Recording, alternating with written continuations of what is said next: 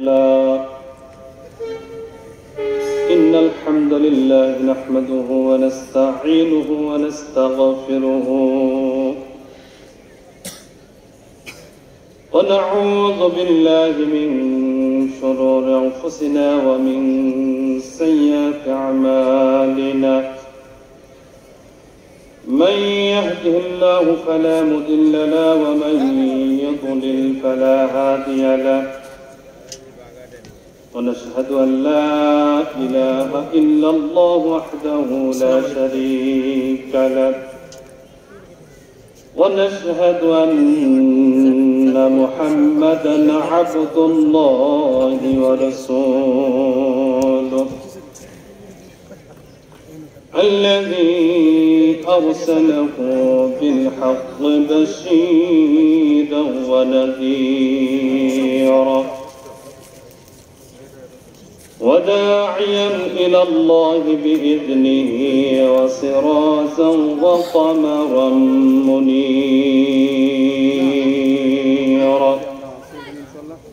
فقد قال الله سبحانه وتعالى في القرآن الكريم أعوذ بالله من الشيطان الرجيم بسم الله الرحمن الرحيم وإذ يمكر بك الذين كفروا ليثبتوك أو يقتلوك أو يخرجوك ويمكرون ويمكر الله والله خير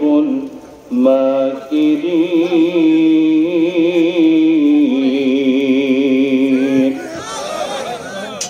صدق الله العظيم إن الله وملائكته يصلون على النبي يا أيها الذين آمنوا صلوا عليه وسلموا تسليما شكل درود قرآن اللهم صل على محمد وعلى آل محمد كما صليت على إبراهيم وعلى آل إبراهيم إنك حميد مجيد اللهم بارك على محمد وعلى آل محمد كما باركت على إبراهيم وعلى آل إبراهيم إنك حميد مجيد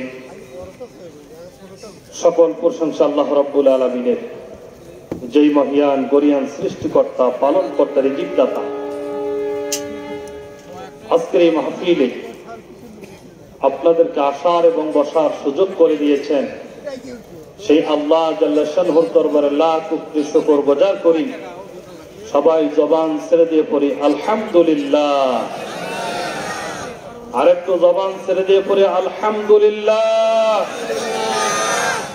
সৈয়দুল মুরসালিন সৈয়দুল কাউনাইন খাতামুন নবীন সৈয়দুল বাশার মুহাম্মদ রাসূলুল্লাহ সাল্লাল্লাহু আলাইহি সাল্লাম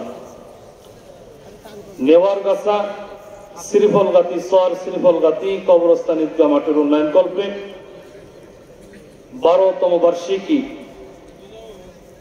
ওয়াজ মাহফিল আজকের এই মাহফিল আমার পূর্বে আলোচনা করেছেন আমার শ্রদ্ধাভাজন প্রিয় বড় ভাই হযরত মাওলানা মুহাম্মদ আসাদুজ্জামান নুরি খতিব নবাব তাম্বুল কেন্দ্রীয় জামে মসজিদ আল্লাহ পাক তার হায়াতে তাইয়্যিবা দান করুক বলেন আমিন তার কণ্ঠটাকে সারা বিশ্বময় কবুল করুক বলেন আমিন এবং আরো আলোচনা করেছেন আলহাজ হযরত মাওলানা আবু বকর সিদ্দিক হেলালি বাংলাদেশ হেমন্তবাড়ি উল্লাপাড়া এবং আরো আলোচনা করেছেন হযরত মাওলানা মাজিদুল ইসলাম সিরাজি খতিবুল্লাহপাড়া আরএস বাজেস্তান জামে মসজিদ আল্লাহ পাক সকল আলোচকের কণ্ঠগুলোকে কোরআন এবং হাদিসের জন্য কবুল করুক বলেন আমিন আজকের এই মাহফিলের সভাপতি আলহাজ মোহাম্মদ শামসুল হক মন্ডল আছেন যাক আলহামদুলিল্লাহ আমরা একজন সুন্দর একজন খুব মুরব্বী এবং মাহফিলের জন্য যেরকম সুযোগ্য সভাপতি দরকার আমরা সেরকম সভাপতি পেয়েছি, বলেন আলহামদুলিল্লাহ। আল্লাহ পাক আজকের এই সভাপতিকে কবুল করুন এবং তার হায়াতে তৈয়বা বাড়াই দিক, বলেন আমিন। সহসভাপতি আলহাজ মোহাম্মদ জামাত আলী শ্রীফলগাতি আছেন উপস্থিত, আল্লাহ পাক তার হায়াতে তৈয়বা দান করুন। প্রধান অতিথি হিসেবে ছিলেন জনাব এম আকবর আলী, সাবেক সংসদ সদস্য সিরাজগঞ্জ উল্লাপাড়া, এবং বিশেষ অতিথিবৃন্দ, সম্মানিত অতিথিবৃন্দ, আল্লাহ পাক সকলকে দ্বীনের জন্য, ইসলামের জন্য কবুল করুক, বলেন আমিন। কথা হবে কোরআন থেকে। কোথা থেকে? কারো যদি গায়ে লাগে কিছু করার আছে? কোরআনুল কারীম আমাদের হলো সংবিধান। কোরআনুল কারীম কি আমাদের? একটু জোরে বলেন, কোরআন আমাদের কি? সংবিধান। এই সংবিধানকে যতক্ষণ পর্যন্ত আপনি ধারণ করতে পারবেন না, এই সংবিধানকে যতক্ষণ পর্যন্ত আপনি মনের মূল জায়গায় স্থান দিতে পারবেন না, ততক্ষণ পর্যন্ত আপনি মুসলমান প্রকৃতপক্ষে হতে পারবেন। আমরা তো এখন নামে মুসলমান। আমি ডাইরেক্ট আলোচনা এই জন্য গেলাম, কারণ আমার আলোচনা বয়সে 12টার পরে আমি কোনোদিন আলোচনা করি না, এই জন্য সূচনা বাদেই আমি ডাইরেক্ট আলোচনার মধ্যে চলে যাচ্ছি ইনশাআল্লাহ। এখনো যারা বাহিরে আছেন, দোকানে আছেন, অনুগ্রহ করে চলে আসুন।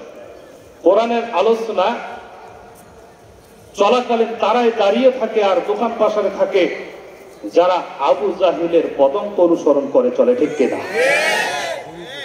কারণ সাহাবারা সবসময় বসে কোরআন শুনতো, আর আবু জাহেলের উত্তরসূরিরা রাসূলের ঘরের কোনায় দাঁড়িয়ে দাঁড়িয়ে কোরআন শুনতো, ঠিক কিনা? এজন্য যারা বাহিরে আছেন অনুরোধ করব, অল্প সময় কোরআনুল কারীমের কথা হবে কোরআন থেকে, হাদিস থেকে, বিন্দু পরিমাণ কথা বাহিরে থেকে হবে না ইনশাআল্লাহ। আজকে আসুন, আমরা মনে করেন যে আজকে আমরা ক্লাস করতেছি, এই পবিত্র কোরআনের একটা ক্লাস এখন আমরা চালু করতেছি। আজকে আমাদের ক্লাসের আলোচ্য বিষয় হইল সূরা আল ইমরান, সূরা আল আনফালের 30 নম্বর আয়াত। কয় নম্বর আয়াত? 30 নম্বর। আগামীকালকে যদি কেউ বলে যাতে আপনারা বলতে পারেন যে হ্যাঁ এই বিষয়ে আলোচনা হয়েছে, কারণ এখন তো যত আলোচনা তর্জন আর বর্জন দিয়ে শেষ, মানুষের হেদায়েতের কোনো কিছু আর খুঁজে পাওয়া যায়। কিন্তু আমাদেরকে এই মঞ্চটা ফিরিয়ে নিয়ে আসতে হবে। আল্লামার সেই মঞ্চ গুলো এখন আর নাই। আল্লামা ঘন্টার পর ঘন্টার আলোচনা করতো, মানুষ টু শব্দটি করতো না, ঠিক কিনা? আমরা চট্টগ্রামে দেখেছি প্যারট ময়দানে আলোচনায় 1 দিন 2 দিন নয় 5 দিন ধরে কোরআনের পাখি আল্লামা দেলোয়ার হোসেন সাঈদী 5 দিন তাফসীর করেছেন, কোন বিশৃঙ্খলা হয় নাই, মানুষ চাতক পাখির নাই কোরআনের কথা শুনেছে, কেউ এদিক সেদিক দৌড়ঝাঁপ দেওয়ারও কোনো সময় পায়নি, ঠিক কিনা? কিন্তু এখন বড় বড় মঞ্চ হয়, বড় বড় মাহফিল হয়, মারামারি, চেয়ার ফিকাফিকি, আর কত কি, শুধু দেখার জন্যই আসে, জনস্রোত দেখতে আসে, ঠিক কিনা? এগুলো বন্ধ করতে হবে ভাইজি, এগুলো রাখা যাবে না। কোরআনের কথা শুনতে আসলে আদবের সাথে বসতে হবে, কোরআনের কথা শুনতে হবে, আর আল্লাহর কাছে বলতে হবে আল্লাহ তুমি আমার হেদায়েত দান করো, কোরআনটা যাতে বুকে ধারণ করে বাড়িতে যাইতে পারি, ঠিক কিনা? আমরা কি পারবো ইনশাআল্লাহ? কারা কারা পারবো? দুখানে হাত তুলে দেই দেখি। লিল্লাহে তাকবীর, লিল্লাহে তাকবীর। আল কোরআনের আলো, আল হাদিসের আলো, লিল্লাহে তাকবীর। হাত নামান। শুকরিয়া, আলহামদুলিল্লাহ। আজকে আমরা পবিত্র কোরআনুল কারীমের সূরা আনফালের 30 নম্বর আয়াত নিয়ে আলোচনা করব ইনশাআল্লাহ। শেষ পর্যায়ে মা বোনদের বিষয়ে কিছু কথা বলবো। আল্লাহ পাক যেন আমাদের সকলকে কবুল করে, বলেন আমিন। আজকে আমি যে আয়াতটি তেলাওয়াত করেছি, আল্লাহ বলতেছেন ওয়াইয ইয়ামকুরু বিকাল্লাযিনা কাফারু, হে রাসূল আপনি স্মরণ করেন যখন কাফেররা আপনার বিরুদ্ধে ষড়যন্ত্র করলো। কি কি ষড়যন্ত্র করলো? কোরআন কথা বলতেছে লিইয়ুসবিতুকা আও ইয়াকতুলুকা আও ইখরিজুকা, কাফেররা আপনার বিরুদ্ধে একটা দুইটা নয় 3-3টা ষড়যন্ত্র করলো। কয়টা? 3টা। 1 নম্বর হইল লিইয়ুসবিতুকা, রাসূলকে আবদ্ধ করে ফেলো, জেলখানায় দিয়ে দাও। 2 নম্বরে হইল আউয়াকুলুকা, তাকে হত্যা করে ফেলো। 3 নম্বর হলো আইয়ুখরিজুকা, তাকে দেশ থেকে বের করে দাও। তারা নিচ্ছে 3টা ষড়যন্ত্র। কয়টা? 3টা। আল্লাহ রাসূলকে বলতেছে, ওরে রাসূল আপনি কি চিন্তা করতেছেন? রাসূল বলতেছে ওয়ায়ামকুরুনা ওয়ায়ামকুরুল্লাহ, তারা যতই ষড়যন্ত্র করুক আল্লাহর কৌশল হইল সর্বোত্তম কৌশল। বলে আল্লাহু আকবার। আল্লাহ বলেন আল্লাহু খায়রুল মাকিরিন, ও রাসূল পৃথিবীর মানুষদেরকে জানাইয়া দাও আল্লাহর কৌশল সর্বোত্তম কৌশল। আল্লাহর কৌশলের কাছে পৃথিবীর কোন ষড়যন্ত্রকারী টিকতে পারে নাই, ভবিষ্যতেও টিকতে পারবে না। বলেন আল্লাহু আকবার। আসেন আমরা বঙ্গানুবাদ শুনলাম, এখন তাফসীরের দিকে চলে যাব। আল্লাহ রাব্বুল আলামিন একটু আমার সাথে আওয়াজ দিতে পারবেন? পারবেন তো ইনশাআল্লাহ? আওয়াজ দিতে হবে। আল্লাহ এই পবিত্র কোরআন নাযিল করেছেন 1-2 বছরে নয়, সুদীর্ঘ 23 বছর ধরে নাযিল করেছেন। কয় বছর?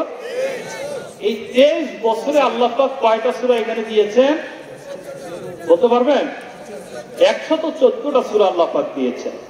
আল্লাহ বলতেছেন এই 114টা সূরা এটা হলো তোমাদের জন্য সংবিধান। বলেন আল্লাহু আকবার। এই সংবিধান যদি আপনি মানেন, চুরি থাকবে না, ডাকাতি থাকবে না, টেন্ডারবাজি থাকবে না, ছিনতাইকারী থাকবে না, সমাজের মধ্যে কোনো বিশৃঙ্খলাকারী থাকবে না, লা তুফসিদু ফিল আরদ, জমিনের মধ্যে কোনো বিশৃঙ্খলাকারী থাকবে না। আল্লাহ বলে তখন এই সোনার দেশে পরিণত হয়ে যাবে। বলেন আল্লাহু আকবার। আমরা কি সোনার দেশ চাই? সে আগের মতো লন্ডভন্ড দেশ চাই? আমরা কেমন দেশ চাই? কোরআনের দেশ চাই, আমরা সোনার দেশ চাই, ঠিক কিনা? আসেন আল্লাহ কি বলে। আল্লাহ রাব্বুল আলামিন বলেন وَإِذْ يَمْكُرُ بِكَ الَّذِينَ كَفَرُوا لِيُثْبِتُوكَ أَوْ يَقْتُلُوكَ أَوْ يُخْرِجُوكَ وَيَمْكُرُونَ وَيَمْكُرُ اللَّهُ وَاللَّهُ خَيْرُ الْمَاكِرِينَ।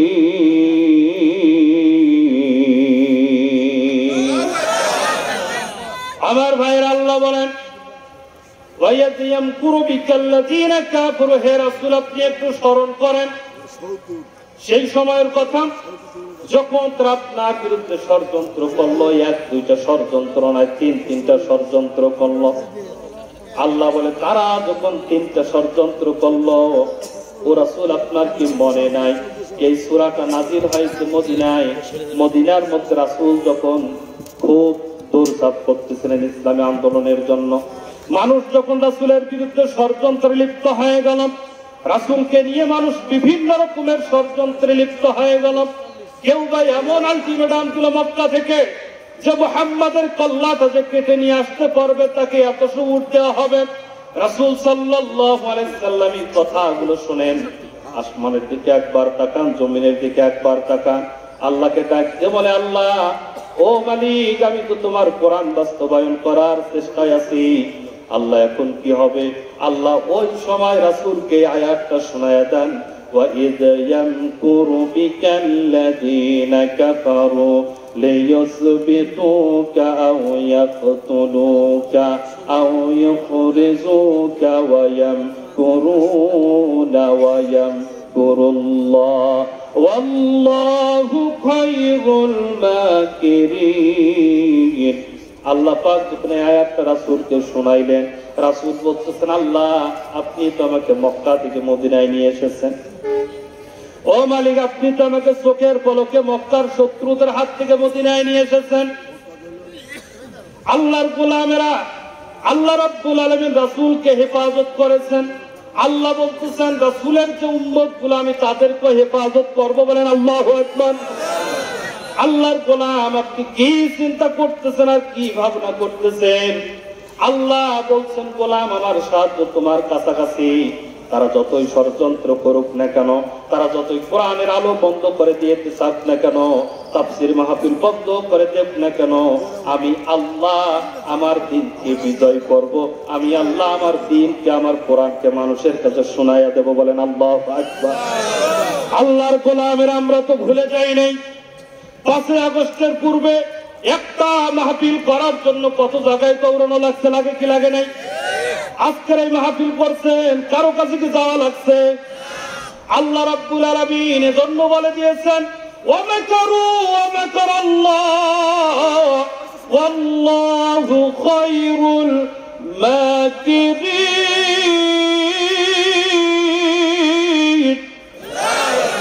গোলাম তোমার কিসের চিন্তা? তারা ষড়যন্ত্র করলো কোরআনটাকে বন্ধ করে দেবে, কোরআনের কথা শোনা যাবে না, কোরআনের কথা বললেই তো আমাদের বিরুদ্ধে চলে যায়। বগুড়ার মধ্যে 4 সন্তানের মাকে ধর্ষণ করছে, কোরআন কথা বলে যে ধর্ষণ করছে তাকে তুমি একবারে পাথর নিক্ষেপ করে করে তাকে মৃত্যুদণ্ড দিয়ে দাও। চুরি যারা করছে তাদের হাতগুলো কেটে দাও, যে ছিনতাই করছে তার শাস্তি দিয়ে দাও, যেই ব্যক্তিটা দেশের মধ্যে বিশৃঙ্খলা করে তার হাতগুলো পিছন দিক করে তার 2টা হাতেই কেটে দাও। কোরআন যখন এই কথাগুলো বলে তাদের মাথা খারাপ হয়ে যায়। তারা বলে যে কোরআনের কথা আর মানুষদেরকে শুনতে দেওয়া যাবে না, কারণ কোরআনে যারা কথা বলে তারা আমাদের পক্ষে বলে না, কোরআন যাই বলে তাই তারা বলে, ঠিক কিনা? ওরা চায় যে মাটির ভেতরের আওয়াজ শুনুক, কিন্তু আল্লাহ রাব্বুল আলামিন বলে গোলাম আমি তো তোমাকে দুনিয়ার মধ্যে পাঠাইলাম, ইন্নী জাইলুন ফিল আরদি খলিফা, তোমাকে দুনিয়ায় পাঠাইলাম একটাই কাজ, তোমাকে প্রতিনিধি হিসেবে পাঠাইলাম, তোমার নেতা হিসেবে পাঠাইলাম, তোমাকে দুনিয়ার মধ্যে পাঠাইলাম এই কোরআনটা সমাজের মধ্যে বাস্তবায়ন করার জন্য, ঠিক কিনা?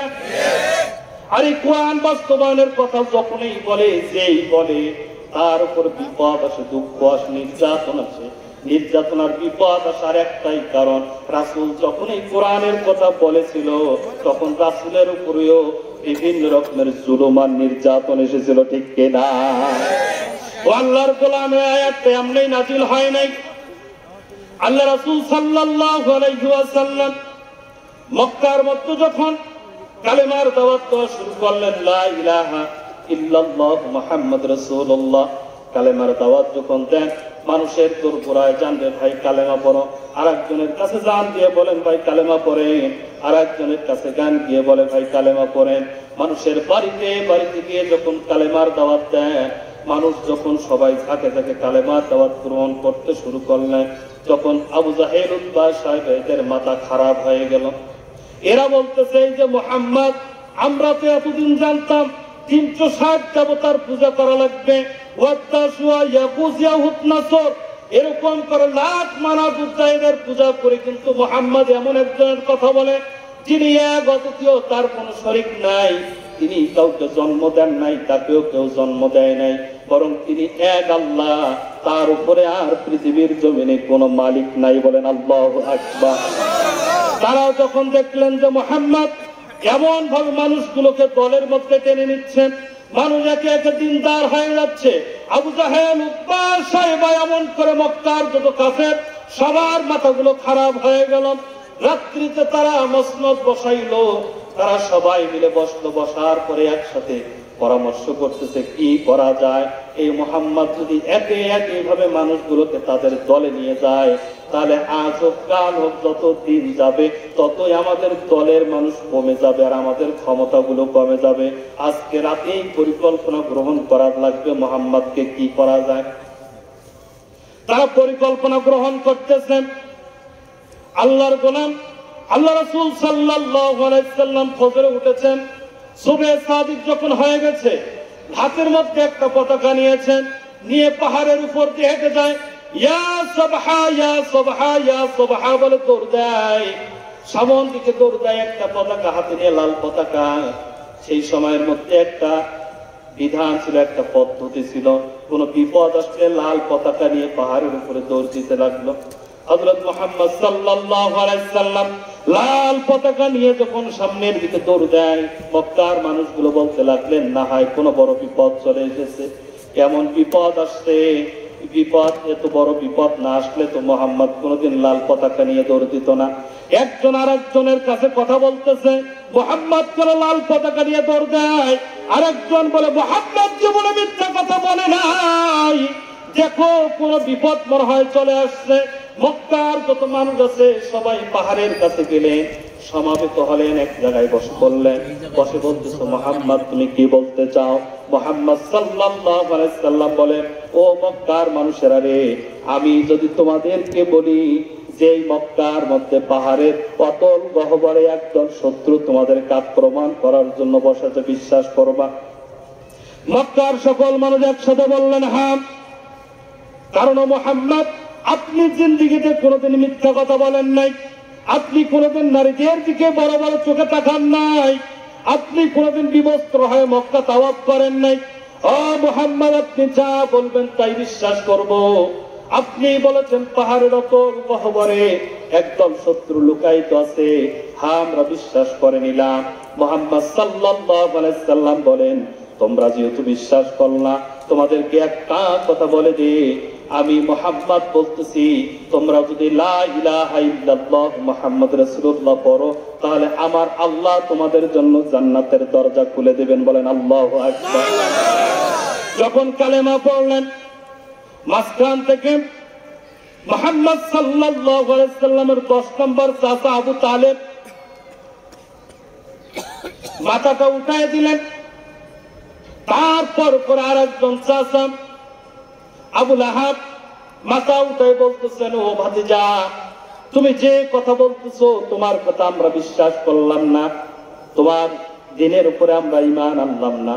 আমরা তো আমাদের বাপ দাদা থেকে শুরু করে আজ পর্যন্ত মক্কার ভিতরে 360 মূর্তির পূজা করি, লাত মানাত উজ্জা সোয়াত দাইয়া বসিয়া ওদ নাসর, আমরা 7টা দেব দেবতার পূজা করি। তুমি আজকে কোন মানুষের কথা বলতেছ? তুমি কোন আল্লাহর কথা বলতেছো? যে আল্লাহ এক অদ্বিতীয়, যিনি একাই সবকিছু করেন। কিন্তু আমাদের তো এমন দেবতা আছে, কেউ রিজিক দেয়, কেউ দৌলত দেয়, কেউ ধন দেয়, কেউ বা খাবার দেয়। আমাদের তো আল্লাহ এক একজন, আল্লাহর এক একটা কাজ। কিন্তু তুমি কোন এক আল্লাহর কথা বলো যেই আল্লাহ সবগুলো কাজ একসাথে করে? বলেন আল্লাহু আকবার। আল্লাহর গোলামেরা মুহাম্মদ সাল্লাল্লাহু আলাইহি সাল্লাম যখন বললেন আমার আল্লাহ এমন এক আল্লাহ, কুল হুয়াল্লাহু আহাদ, আল্লাহ এক অদ্বিতীয়, তার কোনো শরীক নাই। বলেন আল্লাহু আকবার। তাদের মাথা খারাপ হয়ে গেল, খারাপ হয়ে গেল, খারাপ হয়ে বলতেছে, ও মুহাম্মদ তুমি মনে হয় সন্ত্রাস হয়ে গেছো, তুমি মনে হয় দিন থেকে বের হয়ে গেছো। বলেন নাউজুবিল্লাহ। এই বাংলাদেশে আমরা কয়েকদিন পূর্বে দেখেছিলাম, যারা ইসলামের কথা বলে, দাড়ি রাখে আর টুপি রাখে, তাদেরকে ট্যাগ দেওয়া হইতো যারা জঙ্গি হয়ে গেছে, ঠিক কিনা? কিন্তু আল্লাহ বলছেন ওরা যতই তোমাদেরকে জঙ্গি ট্যাগ দেখ না কেন, কারণ এই দাড়ি হইল রাসূলের সুন্নাত। রাসূলুল্লাহ সাল্লাল্লাহু আলাইহি সাল্লাম বলেছেন, যে ব্যক্তি একটা সুন্নাহকে জীবিত করবে, জীবিত রাখবে, একটা সুন্নাহকে উজ্জীবিত করবে, আমি রাসূল কিয়ামতের দিন থেকে শাফাআত করে জান্নাতে নিয়ে যাব। বলেন সুবহানাল্লাহ। আল্লাহর গোলামেরা, রাসূলের যুগে যেরকম বিরোধিতা ছিল, বর্তমানে বিরোধিতা আছে না নাই? এখনো আছে, ভবিষ্যতেও থাকবে, কিয়ামত পর্যন্ত বিরোধিতা থাকবে। আপনি আমি যদি বিরোধিতার দিকে তাকাইয়া কোরআনের পক্ষে না আসি, আল্লাহ বলে গোলাম যাই করো আর তাই করো, আমার ওই জান্নাতে যাইতে পারবা না। তোমার নাম যত আব্দুর রহমান হোক, তোমার নাম যত আব্দুর রহিম হোক, তোমার নাম আল্লাহর নামের সাথে মিশাইয়া রেখেছো, নবীদের নামের সাথে মিশাইয়া রেখেছো, যাই করো আর তাই করো, নবীর নামের সাথে নাম মিলাইয়া যদি রাখো, রাসূলের সুরত যদি তোমার মধ্যে না থাকে, রাসূলের আদর্শ যদি তোমার মধ্যে না থাকে, 1000বার নাম রাখলেও তুমি রাসূলের শাফাত পাবা না, জান্নাতেও যাইতে পারবা না, ঠিক কিনা? অনেক ব্যক্তিকে যাদেরকে দেখলাম চিন্তা করে আমি তো মুসলমান, জান্নাতে চলে গেলাম। আল্লাহর গোলাম, জান্নাত এত সোজা নয়। জান্নাত যাইতে গেলে আপনাকে জুলুম আর নির্যাতনের শিকার হওয়া লাগবে, রাসূলের আদর্শ মানা লাগবে। রাসূল যে কোরআনের জন্য দাঁত মোবারক শহীদ করেছেন, তোমাকে ওই কোরআনের জন্য দাঁত শহীদ করার জন্য প্রস্তুত থাকা লাগবে, ঠিক কিনা? রাসূলের সাহাবারা যেরকম কোরআন বাস্তবায়ন করার জন্য হাত পর্যন্ত ছিন্ন বিচ্ছিন্ন হয়ে গেছে, গলাটা দ্বিখণ্ডিত হয়ে গেছে, দেহটা দ্বিখণ্ডিত হয়ে গেছে, তারপরেও কোরআন থেকে সরে দাঁড়ান নাই। আপনাকে আমাকেও সেরকম প্রতিশ্রুতিবদ্ধ হইতে হবে, কোরআনের জন্য জীবন দেওয়ার জন্য, সব সময় প্রস্তুত থাকা লাগবে, ঠিক কিনা? আপনি যদি কোরআনের জন্য জীবন দেওয়ার প্রস্তুতি গ্রহণ করে না থাকেন, শুনে রাখেন, যাই করেন আর তাই করেন, আল্লাহর জান্নাতে কোশ্চিনকালেও যাওয়া সম্ভব হবে না। আল্লাহ রাব্বুল আলামিন রাসূলকে ডাকতে বলেন, ইয়া রাসূলুল্লাহ, আপনি যখন কালেমার দাওয়াত মানুষের দ্বারে দ্বারে যাওয়া শুরু করলেন, তখন তাদের মাথা খারাপ হয়ে গেল। তারা একটা বৈঠক বসাইলেন, নাম তার দারুন নদওয়ার বৈঠক। কিসের বৈঠক? কথা বলেন। দারুন নদওয়ার বৈঠক বসাইলেন। বসার পর রাতের গভীরে, রাত যখন গভীর হয়ে গেছে, তারা মিটিং করতেছে কি করা যায়। এই মুহাম্মদ তো একে একে আমাদের দল থেকে মানুষদেরকে নিয়ে যাচ্ছে। এই কয়েকদিন আগে খাব্বাব খোবাইব মুসলমান হয়ে গেছে, কয়েকদিন আগে আবু বকর মুসলমান হয়ে গেছে, ওমর মুসলমান হয়ে গেছে, আলী মুসলমান হয়ে গেছে। একে একে যদি মক্কার মাথাগুলো মুসলমান হয়ে যায়, তাহলে তো আমাদের অবস্থা খারাপ। আমরা কেমনে, কিভাবে আমাদের দল চালাবো? কি করা যায়? আবু জাহেল, উতবা, সাইবা এমন করে যত কাফের ছিল সবাই একসাথে বসে পড়ছেন। বসার পরে বলতেছে, কেমন করে মুহাম্মদকে দমানো যায়? আমরা একটা পদ্ধতি অবলম্বন করি, কি করা যায়? মক্কার মধ্যে তারা চিন্তা করলে একটা পদ্ধতি আছে, মুহাম্মদকে জেলখানায় আটক করে রাখো। মুহাম্মদকে তারা ধরলেন, ধরার পরে জেলখানায় আবদ্ধ করে ফেললেন। একদিন, 2 দিন নয়, 3টা বছর রাসূলকে জেলখানার মধ্যে রেখে দিলেন। সিরাতের মধ্যে দেখলাম আল্লাহর গোলামেরা রাসূল পাক সাল্লাল্লাহু আলাইহি ওয়াসাল্লাম 3 বছর জেলখানার মধ্যে ছিলেন, কোনদিন নিরাশ হন নাই। আল্লাহর কাছে 3 বছরে দোয়া করেছেন, আল্লাহ, আমি তোমার কোরআনের জন্য জীবন দেওয়ার জন্য প্রস্তুত আছি। এরা যদি আমাকে 1000 বছর জীবন না থাকা পর্যন্ত, মৌত হওয়া পর্যন্ত আমাকে জেলখানায় রেখে তারপরে আমি জেলখানায় থাকবো, তারপরেও তাদের কাছে মাথা নত করবো না। বলেন আল্লাহু আকবার। কিন্তু আজকাল তো দেখা যায়, আগের দিন জেলখানায় যায়, যখন এই মুসলেখানা ইসলামী আন্দোলন করা যাবে না, ও সাইন দিয়ে আসে যার জীবনে ইসলামী আন্দোলন করবেন। এরকম লোক আছে না? নাই? আছে না? নাই? কথা বলেন। এই ঈমান নিয়ে জান্নাতে যাওয়া যাবে না। আল্লাহর বলা, জান্নাতে যদি আপনি যাইতে চান, আপনাকে যত বড়ই মুসলেখা দেখ না কেন, যতই যাই করুক না কেন, কোরআন থেকে আপনাকে বিন্দু পরিমাণ সরাইতে পারবে না। এর নামই হলো ঈমান, ঠিক কিনা? আপনি এমনি ঈমানদার মনে করেন?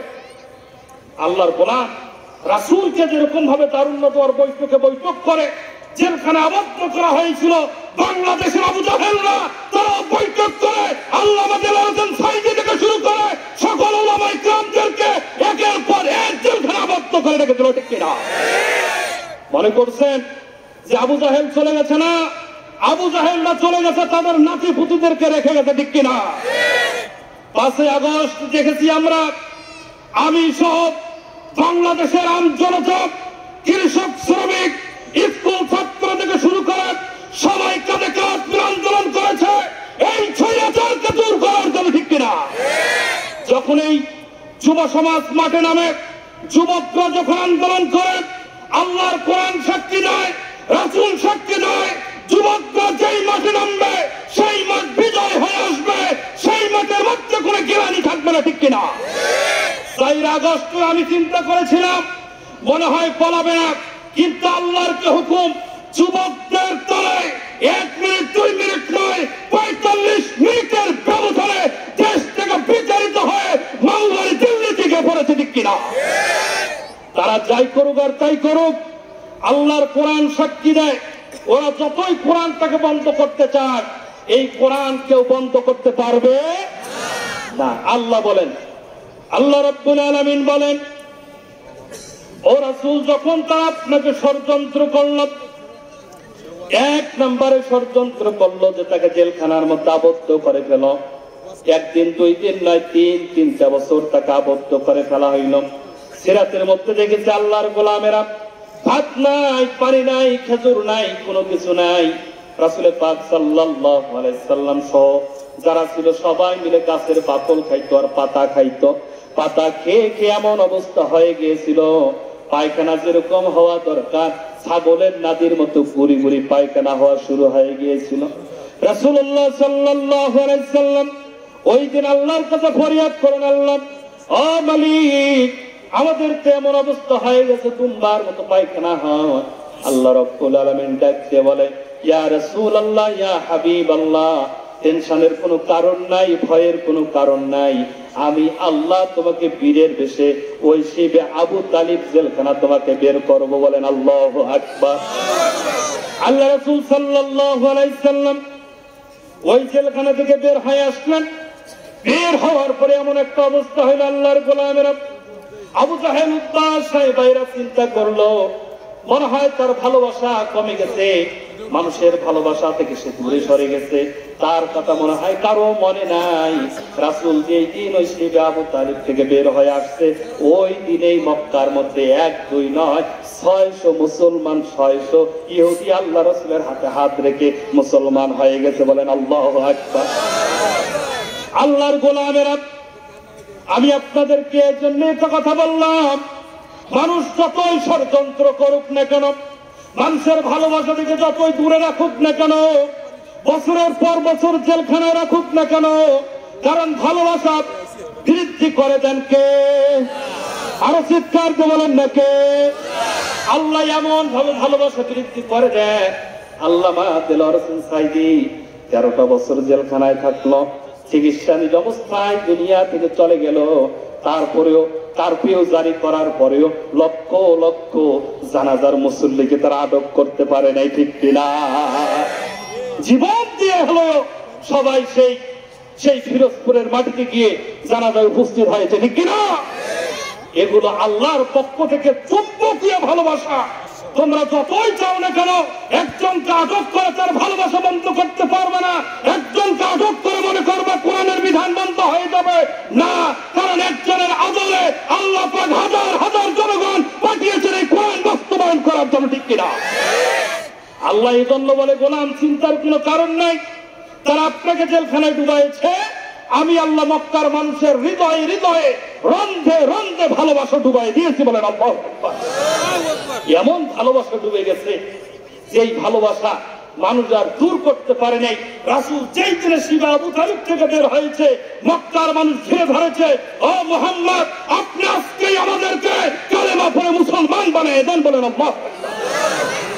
1-2 জন নয়, 600 মুসলমান কালেমা পড়ে মুসলমান হয়ে গেছে। বলেন আল্লাহ। এগুলো কি ভালোবাসা? এগুলো কি ভালোবাসা? আহা, মিজানুর রহমান আজহারিকে দেশ থেকে বিতাড়িত করেছিল। বাংলাদেশের জালিম, ভারতের জালিম মিলে একসাথে বৈঠক করলো, চিন্তা করলো, লক্ষ লক্ষ মানুষ হয়, একে এখন এই দেশ থেকে তারাও বিদেশের মাটিতে গেছে, 5 বছর দেশে আসে নাই। এরা মনে করলো মনে হয় আকাশচুম্বী ভালোবাসা বন্ধ হয়ে গেছে। আল্লাহর কি রহমত, এক একটা মাহফিলে 1-2 লক্ষ নয়, 15 থেকে 20 লক্ষ মানুষের সমাগম হচ্ছে। বলেন আল্লাহ। এটা কার দেওয়া মহব্বত? আল্লাহর দেওয়া মহব্বত। আপনি যাই বলেন, রাসূলকে তারা ডিভাইডেড করলো, জেলখানায় রাখলো, যে মনে হয় রাসূলকে জেলখানায় রাখলেই আর মানুষ তার দিকে তাকাবে না, তাকে জঙ্গি বলে ছেড়ে দেবে, ইহুদি বলে ছেড়ে দেবে, তাকে মক্কার মানুষ মনে করবে না, এরকম চিন্তা ভাবনা করে রাসূলকে জেলে রাখলো। কিন্তু পক্ষান্তরে আল্লাহ এমন ভালোবাসা তৈরি করে দিলেন যে রাসূল বের হওয়ার সাথে সাথেই আবার মানুষ একসাথে যোগে দলে দলে কালেমা পড়ে মুসলমান হইতে লাগলো। বলেন আল্লাহ। আল্লাহর গোলামেরা, আল্লাহ রাসূল সাল্লাল্লাহু আলাইহি সাল্লাম যখন জেলখানা থেকে বের হয়ে আসলেন, আল্লাহ পাক এই আয়াতের মধ্যে একটা কথা বলছেন, লিয়ুসকিতুকা, যে জেলখানার মধ্যে আপনাকে আটক করার চিন্তা করলো। রাসূলকে যখন জেলখানা থেকে বের হইলেন, মানুষ কালেমা পড়ে মুসলমান হয়ে গেল। মক্কার মধ্যে যত কাফের রয়েছে সবাই আবার ওই রাতের মধ্যেই আবার মিটিং ডাক দিল। ডাক দিয়ে বলতেছে, কি করা যায়? মুহাম্মদকে 3 বছর জেলখানায় আটক করে রাখলাম, কিন্তু মুহাম্মাদের তো বিন্দু পরিমাণ ক্ষতি হইল না, আরো তার দল ভারী হয়ে গেল। মানুষ ঝাঁকে ঝাঁকে যেন তার হাতে হাত রেখে কালেমা পড়ে মুসলমান হয়ে যাচ্ছে। আবু জাহেল উদ্বা সাহেব মাথা খারাপ হয়ে গেছে। তারা চিন্তা করলো কি করা যায়। আবার তারুণ্যদুয়ার বৈঠকে বসে বললেন, তারুণ্যদুয়ার বৈঠকে বসে পদ্ধতি অবলম্বন করেন। আবু জাহেল চেয়ার থেকে উঠে দাঁড়িয়ে বলো, ভাইরা আপনারা যারা বসে আছেন শুনে রাখেন, এই মুহাম্মদ যদি মক্কা জয় করে তাহলে আপনারা নারী নিয়ে যে ফুর্তি করে নারীকে করতে পারবেন না। রাতের আধারে মদ খান আর খাইতে পারবেন না। এই মুহাম্মদ যদি মক্কার মধ্যে আসন গেড়ে বসে, তোমরা যে অপকর্ম করো, এই অপকর্মগুলো আর তোমরা করতে পারবা না। এখন এই সময় মুহাম্মদকে দমন করতে হবে, মুহাম্মদকে ছাঁটাই করে ফেলতে হবে। কি করা যায়? মাঝখান থেকে একজন যুবক দাঁড়াইলেন, দাঁড়ায় বলতেছেন, ও আবু জাহেল, একটা কাজ করা যায়, এই মুহাম্মদকে দেশ থেকে বের করে দাও। আবু জাহেল লাফ দিয়ে উঠে বলে, তোমার কি মাথা খারাপ হয়ে গেছে? এই মুহাম্মদকে দেশ থেকে যদি বের করে দাও, আবিসিনিয়ায় যদি যায়, আর আজারবাইজানে যাক, আর যে জায়গায় যাক না কেন, মিশরে যাক আর মদিনায় যাক, এই মুহাম্মদের মুখ দিয়ে এমন মধুর কথা বের হয়, যেই কথা শুনে ওই দেশের সমস্ত মানুষ কালেমা করে মুসলমান হয়ে যাবে। আর তারা সবাই মিলে যখন দল ভারী করবে, তারা সবাই মিলে এসে এই দেশটাকে দখল করে নেবে। বলেন আল্লাহু আকবার। আল্লাহর গোলামের একটু মনোযোগ লাগান। আল্লাহ রাসূল সাল্লাল্লাহু আলাইহি সাল্লামকে নিয়ে তারা যখন এরকম চিন্তা করতেছেন, এমন সময় ইবলিস শয়তান একজন ধবধবে বুড়ো মানুষের আকৃতি ধারণ করে আসছে, এসে বলতেছে, আবু জাহেল, আমি কি তোমাদের মজলিসে ঢুকতে পারি? আবু জাহেল বলতেছে, তুমি কোথা থেকে এসেছো? বলতেছে, আমি আর কোথা থেকে আসি নাই, আমি আসছি এই যে বসরা থেকে এসেছি। আবু জাহেল বলতেছে, তাড়াতাড়ি ভেতরে ঢোকো, তোমার তো আমি খুঁজতেছি। ওই বুড়ো বলতেছে, মনে মনে হাসে আর বলে, মুহাম্মাদের অবস্থা খারাপ, আজকে এই মুহাম্মাদকে মেরে ফেলবো যেভাবে হোক না কেন। ওই বুড়ো এইভাবে মাথা নিচু করে আছে। সবাই বিভিন্ন রকমের কথা বলে। কেউ বলে দিনে দুপুরে মুহাম্মদ যখন রাস্তা দিয়ে হেঁটে যাবে, কল্লাটা কেটে ফেলাই দিবা। কেউ বলে যে মুহাম্মাদের বাড়িতে ঘেরাও করেন, তাকে হত্যা করে ফেলব। বিভিন্ন রকমের বিভিন্ন চিন্তার মত পদ্ধতি। ওই যে ইবলিস শয়তান আছে, ও দাঁড়িয়ে গেলেন, দাঁড়িয়ে বলতেছেন, তোমরা কি চিন্তা করতেছো? মুহাম্মদকে জেলখানায় আটক করা যাবে না, মুহাম্মদকে দেশ থেকে বের করে দেওয়া যাবে না। মুহাম্মদকে যদি তোমরা শেষ করতে চাও, একটা পদ্ধতি আছে, যে তাকে তোমরা একবারে হত্যা করে ফেলো। বলেন নাউজুবিল্লাহ। আল্লাহর গোলামেরা মুহাম্মদ সাল্লাল্লাহু আলাইহি সাল্লামকে তারা হত্যা করার পরিকল্পনা নিল। আল্লাহ রাব্বুল আলামিন সে কথা জানাই দিলেন, وَإِذْ يَمْكُرُ بِكَ الَّذِينَ كَفَرُوا لِيُثْبِتُوكَ أَوْ يَقْتُلُوكَ أَوْ يُخْرِجُوكَ وَيَمْكُرُونَ وَيَمْكُرُ اللَّهُ। বলেন আল্লাহু আকবার। আল্লাহর গোলামেরা, আল্লাহ রাসূল সাল্লাল্লাহু আলাইহি সাল্লামকে আল্লাহ জানাই দিলেন, ইয়া রাসূলুল্লাহ, তারা আপনাকে হত্যা করার যখন ষড়যন্ত্র করলো, আপনি শুনে নেন। ওরা যখন আপনাকে হত্যা করবে বলে মনোবাসনা করলো, আমি আল্লাহ পরিকল্পনা গ্রহণ করলাম কি করা যায়। তারা সবাই মিলে বসলেন, সবাই সিদ্ধান্ত নিচ্ছেন যে হত্যা করে ফেলবে। আবু জাহেল বলতেছেন, কিভাবে হত্যা করবে, একটু ডিসিশনটা দাও। একজন হত্যা করা যাবে না, একজন যদি হত্যা করে তাহলে অবস্থা খারাপ, ওই রক্তের বদলে রক্ত দেয়া লাগবে। কারণ মক্কার মধ্যে এমন একটা বিধান ছিল, যে হত্যা করবে রক্তের বদলে রক্ত দেবে। মানুষ একজন হত্যা করেছে, তার পরিবার আর একজনকে হত্যা করে ফেলবে, এরকম চিন্তা চেতনা নিয়ে তারা বড় হয়ে উঠেছে। না না না, একজন হত্যা করা যাবে না। এই মক্কার মধ্যে 27টা গোত্র আছে, 27টা গোত্র থেকে 1, 2, 3, 4 করে তোমরা 27 জন যুবককে নাও। বলেন নাউজুবিল্লাহ। তার রাসূলকে হত্যা করার জন্য 27টা যুবককে তারা ভাড়া করলেন। যেমন আমার দেশের মধ্যে শাহবাগে যুবকদেরকে ভাড়া করে আলেমদের বিরুদ্ধে মিছিল দেওয়ানো হয় নাই? আপনাদের ভুলে গেছেন কি আপনারা? শাহবাগের মধ্যে লক্ষ লক্ষ টাকা খরচ করে ইমরান এই সরকার নেতৃত্ব দিয়ে আলেমদেরকে ফাঁসির কাঠগড়ায় ঝুলানোর জন্য কোটি কোটি টাকা খরচ করে আলেমদের ফাঁসির জন্য তারা মিছিল মিটিং করেছে, ঠিক কিনা? ওরা করেছে কি থেকে? ওরা ওই জায়গা দেখেছে যে আবু জাহেল সেই সময় টাকা দিয়ে যুবকদেরকে লাগাইছিল যে রাসূলকে হত্যা কেমনে করা যায়। রাসূলকে হত্যা করার জন্য 27 জন যুবক ভাড়া করেছিল। কয়জন? কথা বলেন, কয়জন? আবু জাহেল যেরকম করে যুবক ভাড়া করেছে রাসূলকে মারতে, আর এই জালেমরা এরাও যুবকদেরকে কোটি কোটি টাকা ভাড়া করে নিয়েছে, আলেমদেরকে মারতে মাঠে নামাই দিয়েছে, ঠিক কিনা? এই জন্য আল্লাহ বলে, গোলাম, কি চিন্তা করো, কোনো চিন্তার কোনো কারণ নাই। এদিকে তাকান, ওদিকে দেখার কোনো সুযোগ নেই, এদিকে তাকান। আমরা মাহফিলের একটু পরিবেশটা বজায় রেখে একটু কালেমা পড়েন, লা ইলাহা, পড়েন লা ইলাহা, লা ইলাহা,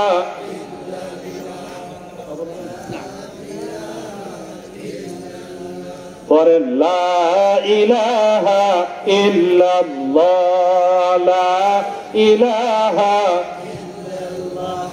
লা ইলাহা ইল্লাল্লাহু মুহাম্মাদুর রাসূলুল্লাহ সাল্লাল্লাহু আলাইহি ওয়াসাল্লাম। খারাপ লাগতেছে?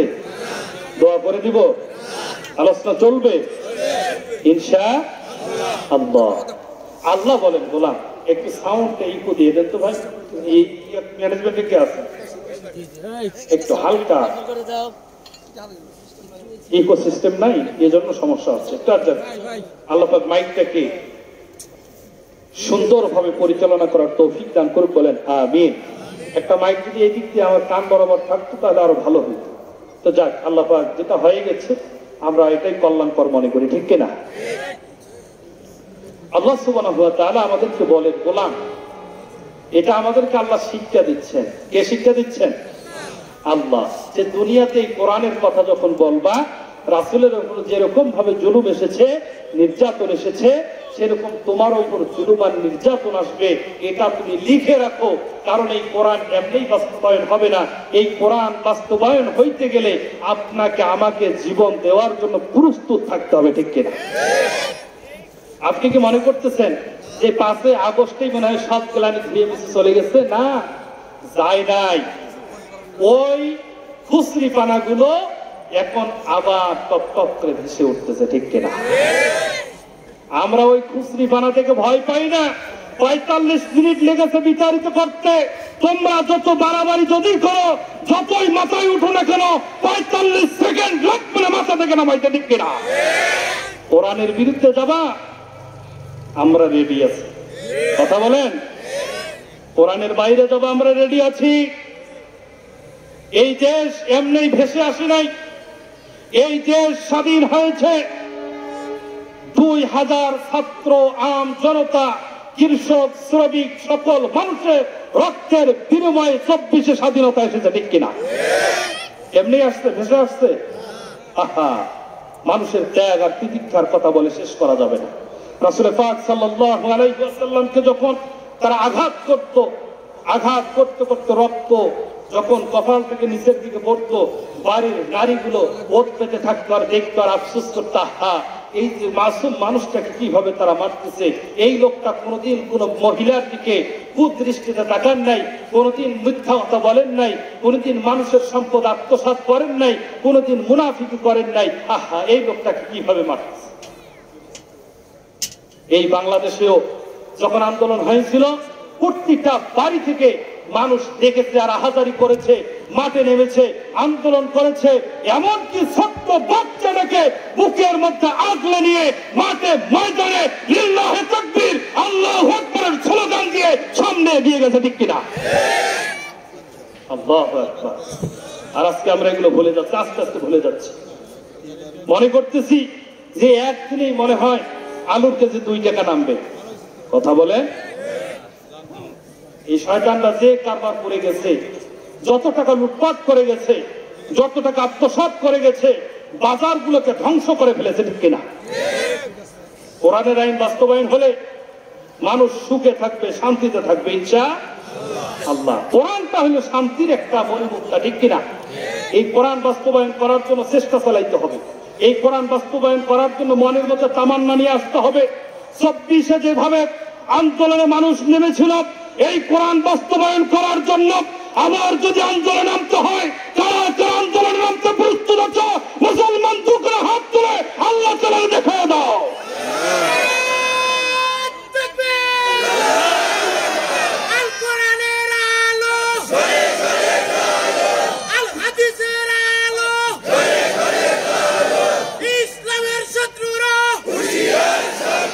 হুশিয়ার সাবধান, ইসলামের শত্রুরা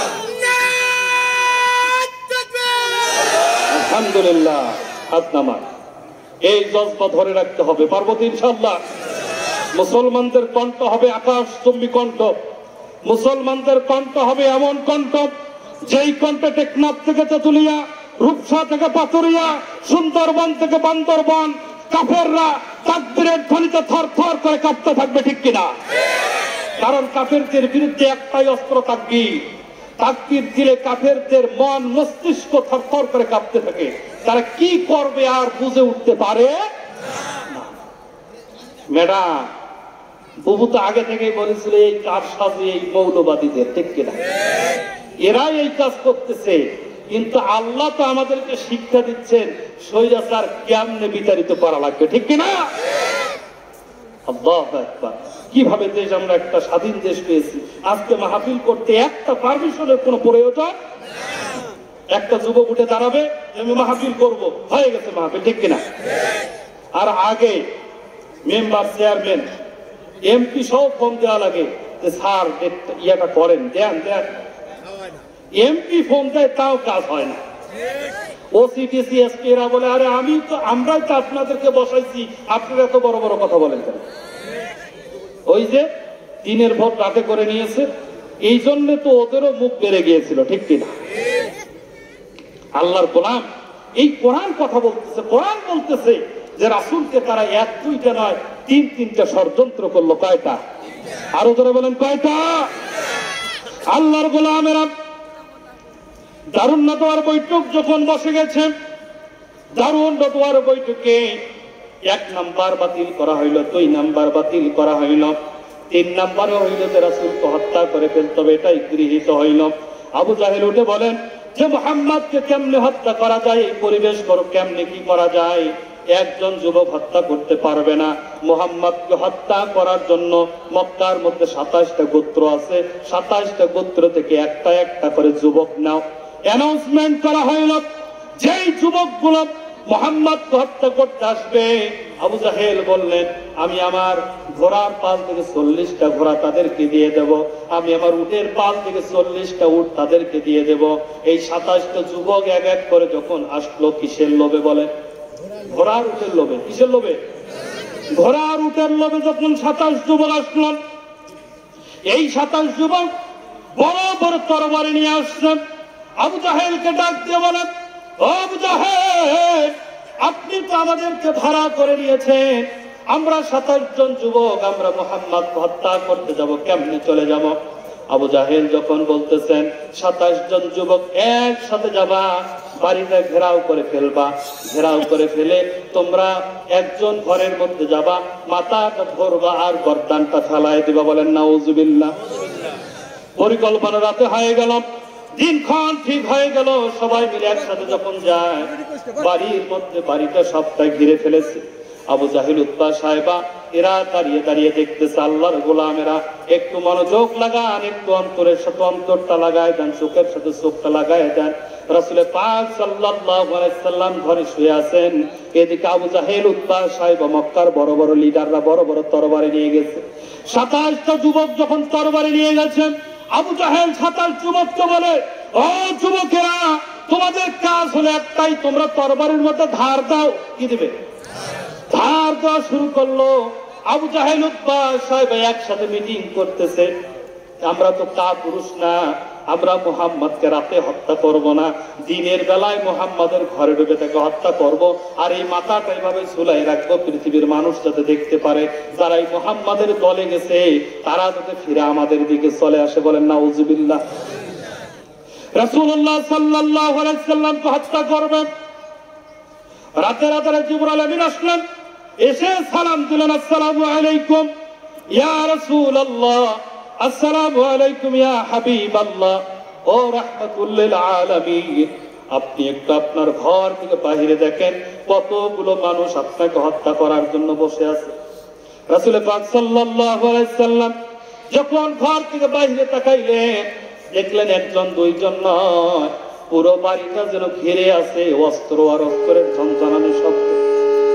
এত পরিমাণ অস্ত্র, আল্লাহর গোলামেরা বড় বড় সাদা চকচকে অস্ত্র।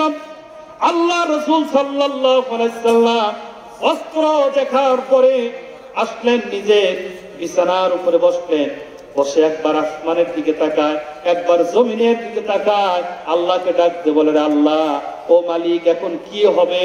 আল্লাহ জিবরাইল আলামিনকে ডাক দিয়ে বলেন, আমার রাসূলকে ডাক দিয়ে বলে দাও তোমার কোনো চিন্তা নাই, তোমার আল্লাহ তাদের থেকে সব থেকে বড় কৌশলবিদ। বলেন আল্লাহু আকবার। আল্লাহ রাসূল সাল্লাল্লাহু আলাইহি ওয়াসাল্লাম রাতের গভীরে অনেক টেনশন হয়ে গেলেন, পেরেশানি হয়ে গেছেন। আল্লাহ রাসূল সাল্লাল্লাহু আলাইহি ওয়াসাল্লাম যখন আল্লাহকে ডাকতে বললেন, রে মালিক এরা কেমনে আমারে হত্যা করবে আমি তো বুঝতে পারতেছি। আল্লাহ বলে, তোমার কোনো টেনশন নাই, আমি তোমাকে এতটুকু দোয়া শিক্ষা দেই, তুমি শুধু পড়তে থাকো, ইয়াসিন ওয়াল কুরআনিল হাকীম ইন্নাকা লামিনাল মুরসালিন। বলেন আল্লাহু আকবার। আল্লাহ রাসূল সাল্লাল্লাহু আলাইহি ওয়াসাল্লামকে বের হওয়ার তাসবিহ দিচ্ছেন কে? কথা বলেন কে? আল্লাহ জিবরাইলকে ডাকতে বলেন, ও জিবরাইল আমার রাসূলকে ডাকতে বলে দাও তার উঠোনের উপর যে বালুগুলো আছে ওই বালুগুলো হাতের মধ্যে ধরুক আর ছেড়ে দিক আর পড়তে থাকুক, বিসমিল্লাহির রাহমানির রাহিম, ইয়াসিন ওয়াল কুরআনিল হাকীম, ইন্নাকা লামিনাল মুরসালিন আলা সিরাতিম মুস্তাকিম।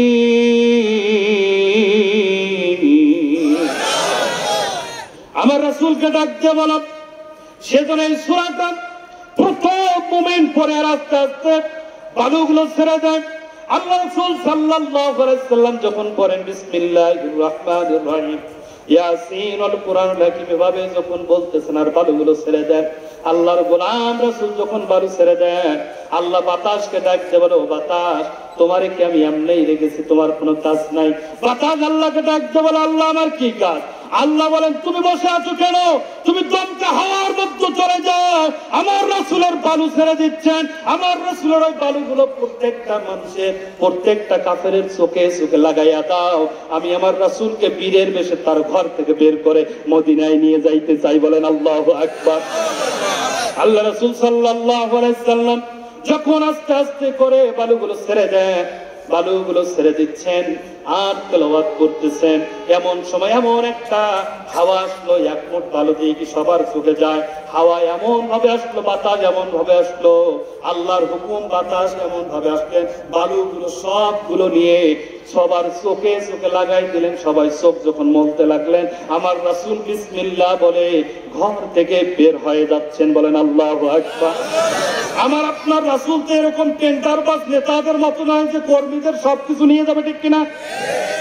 আমার রাসূল যখন বের হন, আলী রাদিয়াল্লাহু তাআলা নুকে ডাক দিল, আলী আমি তো চলে যাচ্ছি, মক্কার বড় বড় কাফের যারা আছে এরা তো আমার কাছে স্বর্ণ রৌপ্য রেখে গেছে, ধন দৌলত রেখে গেছে, টাকা রেখে গেছে, অমুক অমুক অমুক যারা যে পরিমাণ টাকা রেখে গেছে, আমি তোমাকে দায়িত্ব দিলাম আলী, তুমি এই টাকা পয়সাগুলো স্বর্ণ রৌপ্য যা আছে আমার আমানত গুলো কালকে সকাল হলে সবার কাছে কাছে পৌঁছে দিল। বলেন আল্লাহু আকবার।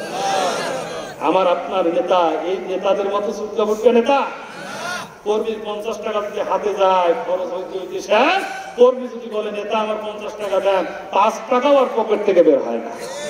কথা বলেন, নেতা মানতে হবে এমন নেতা, রাসূলের পথের আদর্শ মোতাবেক যেই নেতা চলে ওই নেতা মানতে হবে, তাহলেই আপনি আপনার গচ্ছিত টাকা গচ্ছিত সম্পদ ফিরে পাবে, ঠিক কিনা? গরিব মানুষের নামে 10 কেজি চাউল আসে, গরিব মানুষ পায় 5 কেজি, যদি 5 কেজি আছে পায় 2.5 কেজি, টাকা আসে 2,500, নিজের মা বোনদের নাম দিয়ে রেজিস্ট্রেশন করে ওই টাকা নিয়ে নিজের পকেটে ডুবায়, ঠিক কিনা? কিন্তু আমার আপনার রাসূলের আদর্শ যেই নেতার মধ্যে বাস্তবায়ন হবে, আপনার নামের যে 10 কেজি চাল আপনার বাড়িতে গিয়ে পৌঁছে যাবে, আপনার নামের 2,500 টাকা আপনার বাড়িতে গিয়ে ডেকে আপনাকে ঘুম থেকে তুলে আপনার টাকা আপনার হাতে পৌঁছে দেবে, ঠিক কিনা? এর নাম হলো রাসূলের আদর্শ। আপনি আমি এমন আদর্শ মানি, এমন নেতা মানি, 4 জন সন্তানের মা সেটাকে ধর্ষণ করতে দ্বিধাবোধ হয় না, ঠিক কিনা? আহা, বগুড়ার মধ্যে আমরা দেখেছি এই স্বৈরাচারেরা 4টা সন্তান, ওই মহিলা ওই 4টা সন্তানকে আটক করে ওই মহিলাকে একের পর এক ধর্ষণ করেছে। এরা মানুষ নয়, এরা হইল আবু জাহেলের প্রেতাত্মা, এরা মানুষ নয়, এরা হলো অমানুষ, ঠিক কিনা? আমরা ওরকম দিন আর ফিরে পেতে চাই? আমরা চাই কোরআনের শাসন। আমরা কিসের শাসন চাই? কোরআনের শাসন। আল্লাহর গোলামেরা, আল্লাহ রাসূল সাল্লাল্লাহু আলাইহি ওয়াসাল্লাম আলীকে ডাকতে বলেন, আলী তোমাকে এই সম্পদগুলো দিয়ে গেলাম, এই টাকা পয়সা স্বর্ণ রক্ত এগুলো মানুষের দ্বারে দ্বারে পৌঁছাই দিবা। আলী রাদিয়াল্লাহু তাআলা আনহু বলেন, আমার একটা রাত এত পরিমাণ ঘুম হয়েছে যে আমি এত পরিমাণ ঘুমাইছি, আমার কোনো টেনশন ছিল না। আলী রাদিয়াল্লাহু তাআলা আনহু জিজ্ঞাসা করলো, কেন টেনশন ছিল না? কারণ রাসূল যেখানে নিজেই বলে গেছেন আমার আমানতগুলো পৌঁছাই দিও, রাসূলের আমানত না পৌঁছানো পর্যন্ত আমার চিন্তা ছিল যে মালাকুল মউত শিওরের কাছে আসবে না। বলেন আল্লাহু আকবার। আলী বলতেছেন, ওই রাতেই আমার সব থেকে বেশি ঘুম হয়েছে, কারণ কোনো টেনশন ছিল না। কারণ আমার রাসূল বলেছেন যে কোনো চিন্তা নাই, আমার রাসূল বলেছেন যে এইগুলো পৌঁছাই দিতে হবে। সুতরাং রাসূলের এই জিনিস মানুষের কাছে যতক্ষণ পর্যন্ত পৌঁছাবো না, ততক্ষণ পর্যন্ত মালাকুল মউত আমার শিওরের কাছে আসবে না। বলেন আল্লাহু আকবার। কি চিন্তা! যে রাসূল বলছে এগুলো না পৌঁছা পর্যন্ত মালাকুল মউত তো দূরের কথা, কেউ আমার আশপাশে আসতে পারবে? সবকিছু বুঝাই দিলেন। আল্লাহ রাসূল সাল্লাল্লাহু আলাইহি সাল্লাম ঘর থেকে বের হয়ে গেলেন। বের হয়ে যখন মাঝ রাস্তায় যান, তখন এমন একটা অবস্থা হয়ে গেল, আল্লাহর গোলামেরা একজন চেন্টু মাস্তান দেখা পাইছে। রাসূল ওই রাস্তা দিয়ে যাচ্ছে, পাতি নেতা। কিছু পাতি নেতা থাকে না? ও নেতা নয়, নেতার থেকে আরো বেশি সাজগোজ নেয়। কথা বলে।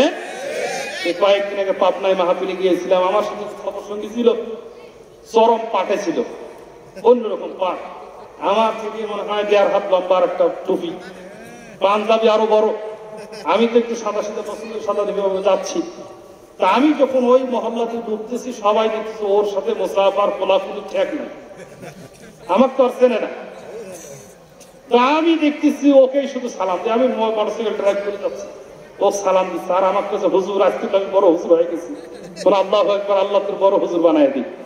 তা আস্তে আস্তে গেলাম, মঞ্চে ওঠার আগ পর্যন্ত আমি কোনো কথা নাই, আমি বসে আছি, মানে হুজুরের সবার সঙ্গে আমি।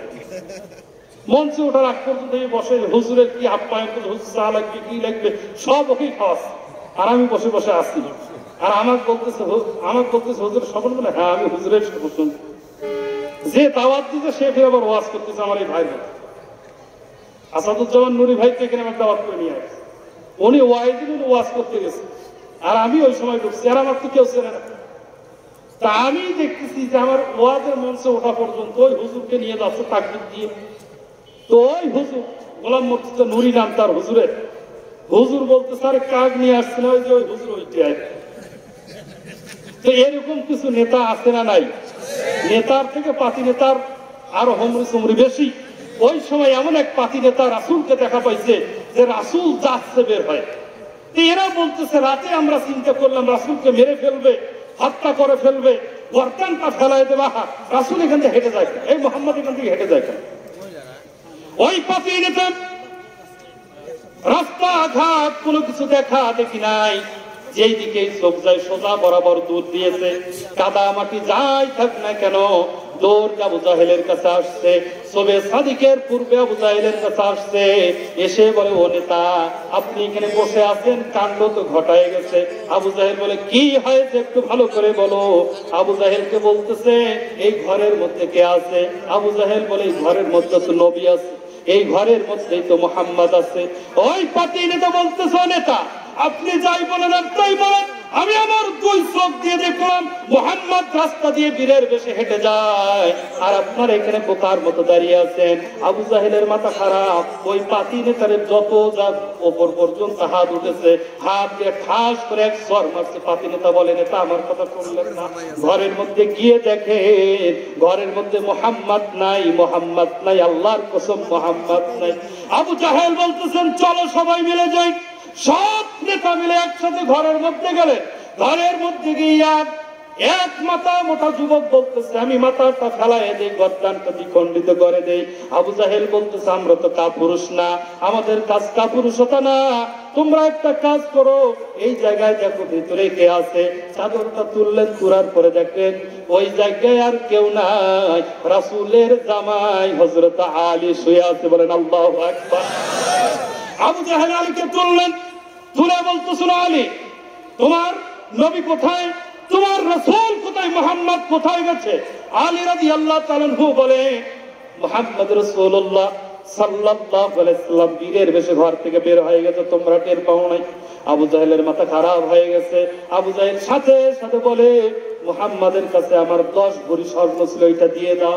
আলী রাদিয়াল্লাহু তাআলা আনহু বলেন, আবু জাহেল আমি আমার এমন একজন নেতা মানি, যেই নেতা তোমার বিন্দু পরিমাণ কোন সম্পদ নিয়ে যায় নাই, তোমরা যে গচ্ছিত সম্পদ দিয়েছো সব সম্পদ রেখে গেছে, এই যে নাও তোমার স্বর্ণ আর রৌপ্য, এই থলিটা নিয়ে তুমি চলে যাও। বলেন আল্লাহু আকবার।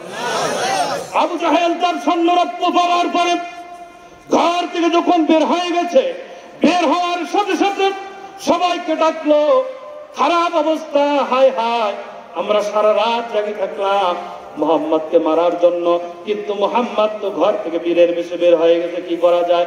ওই 27 জন যুবক মন খারাপ করে বাড়িতে চলে গেল। আবু জাহেল, উতবা, সাহেবা সবাই মিলে এমন একটা পদ্ধতি অবলম্বন করলো, কি করা যায়, কি করা যায়। তারা সব কিছু মেসেজ দিয়ে দিল, যে ব্যক্তি মুহাম্মদকে জীবিত মৃত্যু যে অবস্থায় ধরে দিতে পারুক না কেন, আমি আবু জাহেল আমার উটের পাল থেকে 40টা লাল উট দিয়ে দেব। কয়টা উট? 40টা লাল উট দিয়ে দেব। রাসূল পাক সাল্লাল্লাহু আলাইহি ওয়াসাল্লাম যখন গেছেন, এদিকে অ্যানাউন্সমেন্ট দিচ্ছেন যে কেমনে কি করা যায়, কেমনে কি করা যায়, কেমনে কি করা যায়। মুহাম্মদকে তো ধরতে হবে, তাকে মারাই লাগবে। সে যদি হাত থেকে ফসকে যায়, অন্য দেশে চলে যায়, অন্য দেশের মানুষগুলো সবাই তো মুসলমান হয়ে যাবে, আমাদের অবস্থা খারাপ হয়ে যাবে। রাসূল পাক সাল্লাল্লাহু আলাইহি ওয়াসাল্লাম এদিকে যখন আবু বকরের ঘরে গেছেন, ঘরে গিয়ে শুধু একটা ডাক দিয়েছেন, আবু বকর, ও আবু বকর তুমি কি ঘরে আসোনি? আবু বকর সাথে সাথে দরজা খুলে দিয়েছে, লব্বাইক ইয়া রাসূলুল্লাহ, লব্বাইক ইয়া হাবিবাল্লাহ, ইয়া রাসূলুল্লাহ, ও রাহমাতুল লিল আলামিন, আমি তো আপনার জন্য প্রস্তুত হয়ে আছি। বলেন আল্লাহু আকবার। আরো যারা চিৎকার দিয়ে বলেন আল্লাহু আকবার। আল্লাহর গোলামেরা, আল্লাহ রাসূল সাল্লাল্লাহু আলাইহি ওয়াসাল্লাম আবু বকরকে নিলেন, বলেন আবু বকর সময় নাই, তাড়াতাড়ি বের হও, এখান থেকে বের হয়ে যাইতে হবে। কি রকম আল্লাহ হেফাজত করেছে দেখেন। আল্লাহ রাসূল সাল্লাল্লাহু আলাইহি ওয়াসাল্লাম আবু বকরকে নিয়ে যখন চলে গেলেন, মক্কা থেকে যখন মদিনার ধারের কাছে গেছেন, মক্কা থেকে একটু দূরে সওর পর্বতের কাছে, ওই পর্বতের কাছে গিয়ে দাঁড়াইলেন। তারপর করে গুহার মধ্যে যখন রাত হয়ে গেছে, রাসূল সাল্লাল্লাহু আলাইহি ওয়াসাল্লাম গুহার মধ্যে ডুবে পড়েছেন। গুহার মধ্যে আছে, সবাই পাগলের মতো খুঁজতেছে। আবু জাহেল, উতবা, সাহেবা সব কাফেররা একসাথে বলতেছে, আমার মনে হয় এই পাহাড়ের মধ্যে আবু বকর এবং মুহাম্মদ সাল্লাল্লাহু আলাইহি ওয়াসাল্লাম আছে। তারা ওই যখন ওই গর্তের কাছে চলে গেছে, ওই গুহার কাছে চলে গেছে, আবু বকর রাদিয়াল্লাহু তাআলা আনহু তাদের পায়গুলো দেখতে পাচ্ছিলেন। রাসূলের দিকে তাকান আর চোখের পানি ছেড়ে দেয়। আল্লাহ রাসূল ডাক দিয়ে বলেন, আবু বকর তুমি কি ভয় পাচ্ছ? আল্লাহ রাসূল ডাক দিয়ে বলেন, যখন আবু বকর তুমি কি ভয় পাচ্ছ? আবু বকর ডাক দিয়ে বলেন, ইয়া রাসূলুল্লাহ, আমার জীবনের জন্য ভয় পাই না, আমার ভয় হয় তারা আপনাকে কখন না জানি দেখে ফেলে আর আপনার উপর অমানবিক আচরণ করে। আল্লাহ রাসূল আবু বকরকে ডাক দিয়ে বলেন, আবু বকর, আমার আল্লাহ ডাক দিয়ে বলেছেন, আল্লাহু খায়রুল মাকিরিন।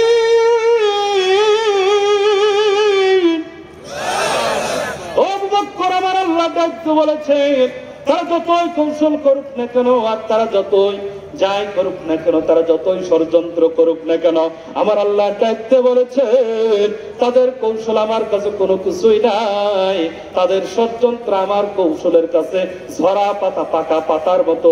পাকা পাতা পড়লে শুকায় গেলে যেরকম ভাবে সবকিছু মোড়া দিলেই চূর্ণ বিচূর্ণ হয়ে যায়, তারা যতই কৌশল করুক না কেন আমার কৌশলের কাছে তাদের কৌশল বিন্দু পরিমাণ সামনে আগাইতে পারবে না। বলেন আল্লাহু আকবার। রাসূল গুহার মধ্যে থাকলেন, কেউ বের করতে পারল না। আল্লাহ রাসূল মক্কা থেকে মদিনায় গেলেন বীরের বেশে। মদিনায় যাওয়ার পরে দেখে যখন তিন কাজ পরিচালনা করতে লাগলেন, আমি আপনাদেরকে এতক্ষণ পর্যন্ত সারে নজুল বলতেছিলাম, আল্লাহ রাসূলকে যখন মারার তকমা দিয়ে দিল, মানুষ যখন একে একে সবাই মিলে বলতে লাগলো রাসূলের কল্লাটা কেটে নিয়ে আসো, এমন সময় আল্লাহ পাক আয়াতটা নাজিল করে দিলেন। আল্লাহ বলেন, ওয়া ইয়ামকুরু বিকাল্লাযীনা কাফারু লিয়ুসবিতুকা আও ইয়াকতুলুকা আও ইউখরিজুকা ওয়া ইয়ামকুরুনা ওয়া ইয়ামকুরুল্লাহ ওয়াল্লাহু খায়রুল মাকিরিন।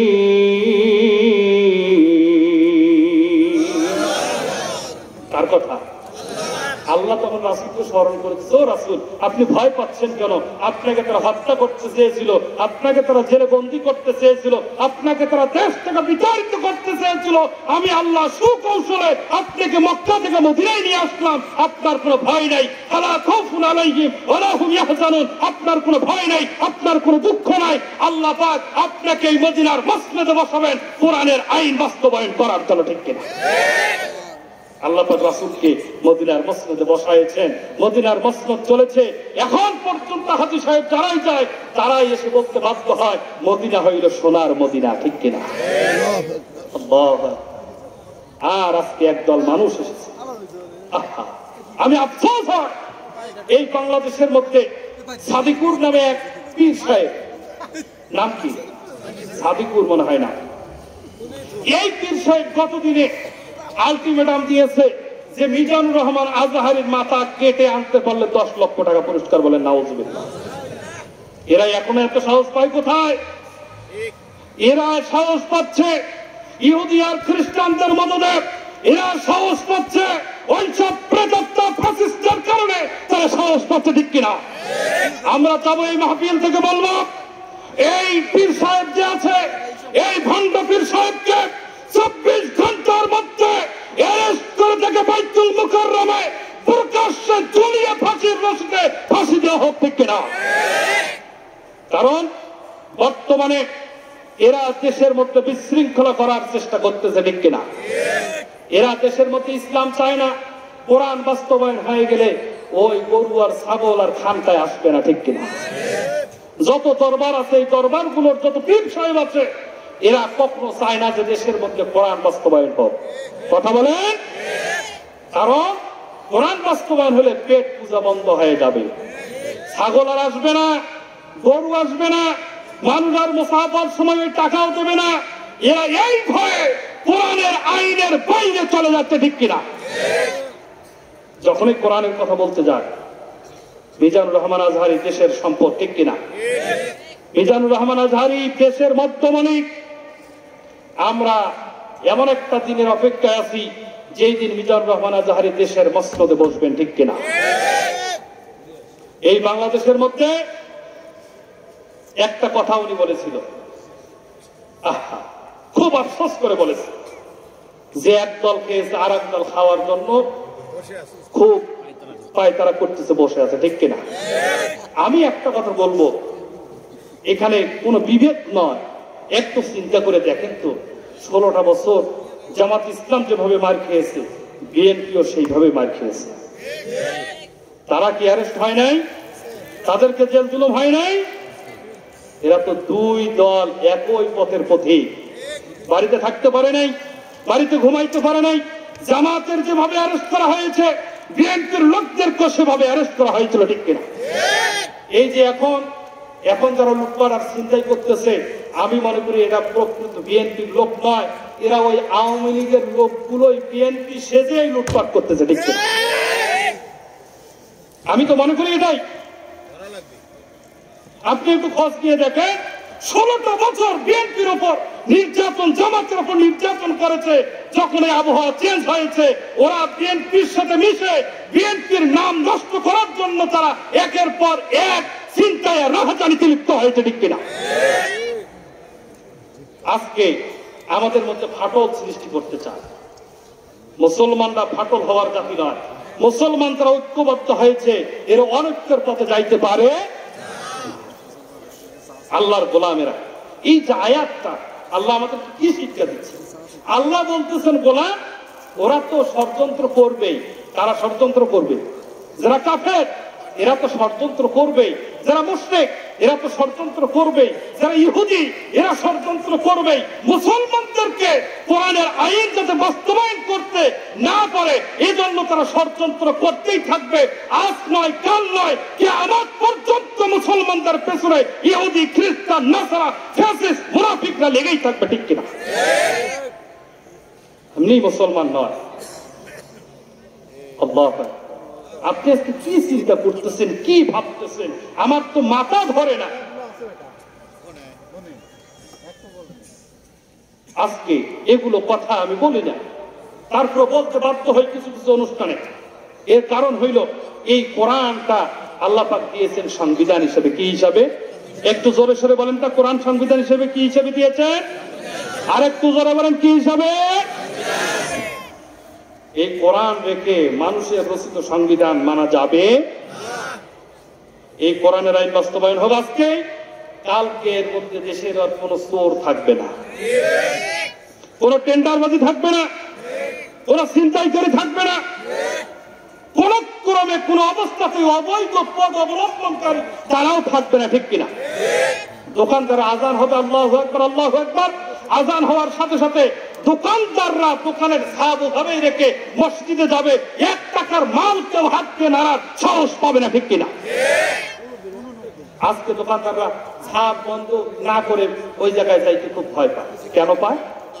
যে গেলেই তো চুরি হয়ে যায়, শেষ হয়ে যায়। এই জন্য কোরআনের আইন বাস্তবায়ন হওয়া দরকার, ঠিক কিনা? আল্লাহর গোলামেরা, খারাপ লাগতেছে? আল্লাহ রাব্বুল আলামিন বলেন, সব পৃথিবীর মানুষেরা, আমি আল্লাহ কোরআন তোমাদেরকে দিলাম, আমি কোরআন তোমাদের কেমন ভাবে বাস্তবায়ন করা লাগবে। এই কোরআন যদি তুমি জীবনের মধ্যে বাস্তবায়ন করতে পারো, সমাজের মধ্যে বাস্তবায়ন করতে পারো, তাহলে তোমারে জানাই দেই আমি আল্লাহ তোমার জন্য এমন একটা জায়গা তৈরি করে রেখেছি। আল্লাহ বলেন, উলাইকা আসহাবুল জান্নাহ হুম ফিহা খালিদুন। আল্লাহ রাব্বুল আলামিন বলেন, এই কোরআন বাস্তবায়ন করার জন্য যারা চেষ্টা করবেন, আমি আল্লাহ তাদের জন্য এমন একটা জান্নাত তৈরি করে রেখেছি, যেই জান্নাতের মধ্যে তারা চিরস্থায়ী থাকবে। আল্লাহর গোলাম, এই জায়গায় একটা কথা, আপনি যতই কোরআন বাস্তবায়ন করার জন্য জীবন দেন না কেন, আপনার পরিবারে যদি আপনার পিতা মাতার সম্মান না করেন, পিতা মাতাকে যদি আপনি কোন ক্রমে কোন অবস্থাতেই আপনি অবহেলা করেন, পিতা মাতারে যদি খাবার না দেন, তাহলে মনে রাখবেন ঘরের জান্নাত আপনি যখন নষ্ট করে ফেলেছেন, আল্লাহর জান্নাতে আপনি যাইতে পারবেন না। পিতামাতা হইল একটা সন্তানের জান্নাত। পিতামাতা কি? একটা সন্তানের জান্নাত। পিতা দেখেন তো কত কষ্ট করে সন্তানের জন্য, নিজে ছিঁড়া স্যান্ডেল পরে সন্তানকে ভালো স্যান্ডেল পরায়, ঠিক কিনা? নিজে আমি এমন কিছু পিতা দেখেছি, নিজে মোটরসাইকেল কিনেছে, এমন একটা মোটরসাইকেল 20-25 হাজার টাকা দাম, আর সন্তানকে মোটরসাইকেল কিনে দিয়েছে অ্যাপাচি, ইয়ামাহা, FZ5, কত দামি দামি মোটরসাইকেল কিনে দিয়েছে। কথা বলেন? কারণ পিতারা সবসময় সন্তানের ভালো চায়। কথা বলেন? আর মায়েরা সন্তানদের সব সময় এমন ভালো চায় যে সব সময় দোয়া করে, আল্লাহ তুমি আমার সন্তানটাকে ভালো রাখো। আর এই মাকে কিছু কুলাঙ্গার সন্তান আছে, ধার দেখা দিয়ে বাড়ি থেকে বের করে দেয়, আছে না? এই কাজগুলো করা যাবে। আল্লাহর গোলামেরা, আপনি কার সাথে খারাপ ব্যবহার করতেছেন আপনি বুঝতে পারতেছেন না। আপনার ঘরে আপনার মা আছে, মানে আপনার ঘরে একটা জান্নাত আছে। আপনার ঘরে আপনার বাবা আছে, মানে আপনার ঘরে একটা জান্নাত আছে। যার বাবা মা দুটা ঘরে আছে, রাসূল বলেন তার ঘরে 2টা জান্নাত রয়েছে। আপনার জান্নাত যদি আপনার উপর বেজার হন, আপনার জান্নাত যদি আপনার উপর রাজি খুশি না হন, আপনার জান্নাত যদি আপনার উপর একটু রাগান্বিত হন, আল্লাহ বলে গোলাম তোমার পিতামাতা যদি একটু শব্দটি করে তাহলে তোমার জিন্দেগীর সমস্ত আমলগুলো বরবাদ হয়ে যাবে।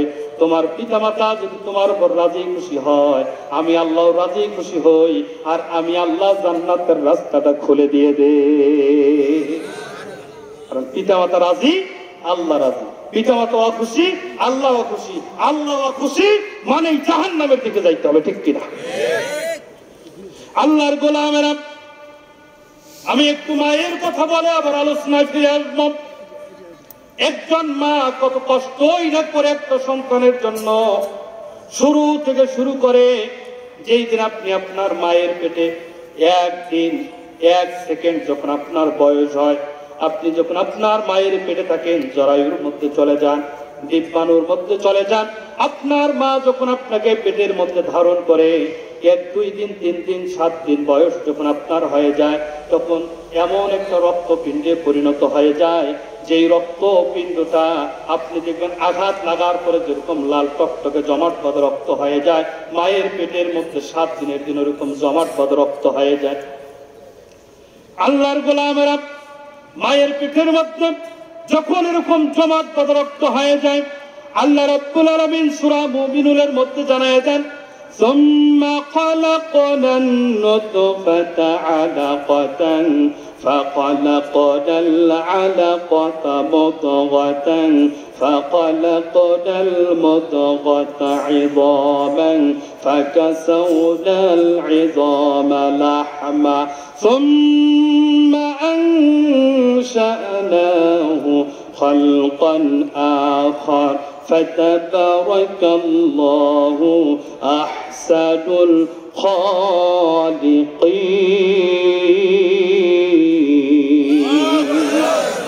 আল্লাহ রাব্বুল আলামিন বলেন, পিতামাতা যখন সহবাস করেন, একজন নারী একজন পুরুষ যখন সহবাস করেন, করার পরে একটা নাপাক বিন্দু পানি যখন তার মায়ের পেটের মধ্যে চলে যায়, ডিম্বাণুর মধ্যে চলে যায়, জরায়ুর মধ্যে চলে যায়, আল্লাহ বলেন আমি এই ডিম্বাণু থেকে শুক্রপিণ্ডকে পরিণত করি রক্তপিণ্ডে।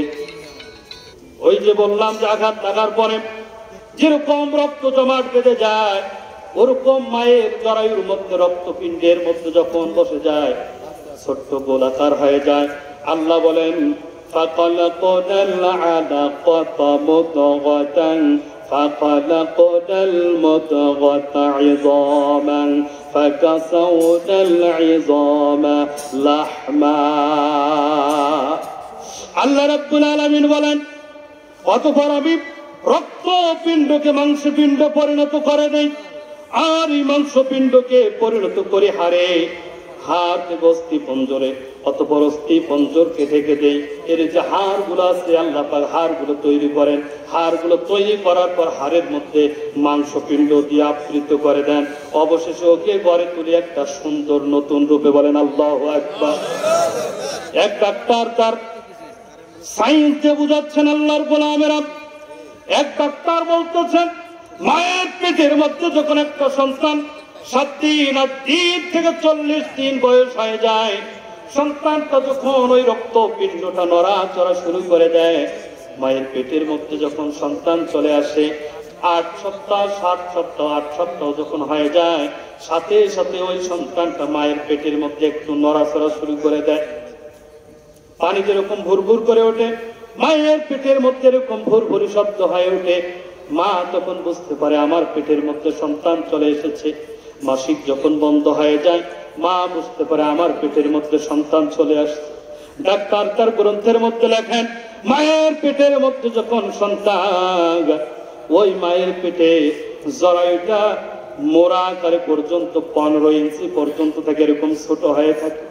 আর মায়ের পেটের মধ্যে যখন সন্তান আস্তে আস্তে করে বড় হওয়া শুরু হয়ে যায়, ওই জরায়ুটা 1-2 ইঞ্চি নয় 16 ইঞ্চি পর্যন্ত লম্বা হয়ে যায়। বলেন আল্লাহু আকবার।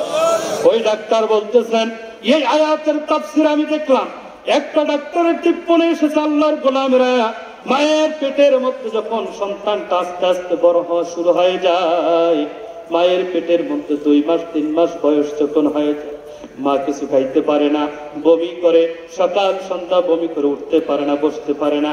এমনকি মায়ের এমন অবস্থা হয়ে যায় যে পেট নিয়ে আর সে এত যন্ত্রণার বেদনা সহ্য করতে পারে না।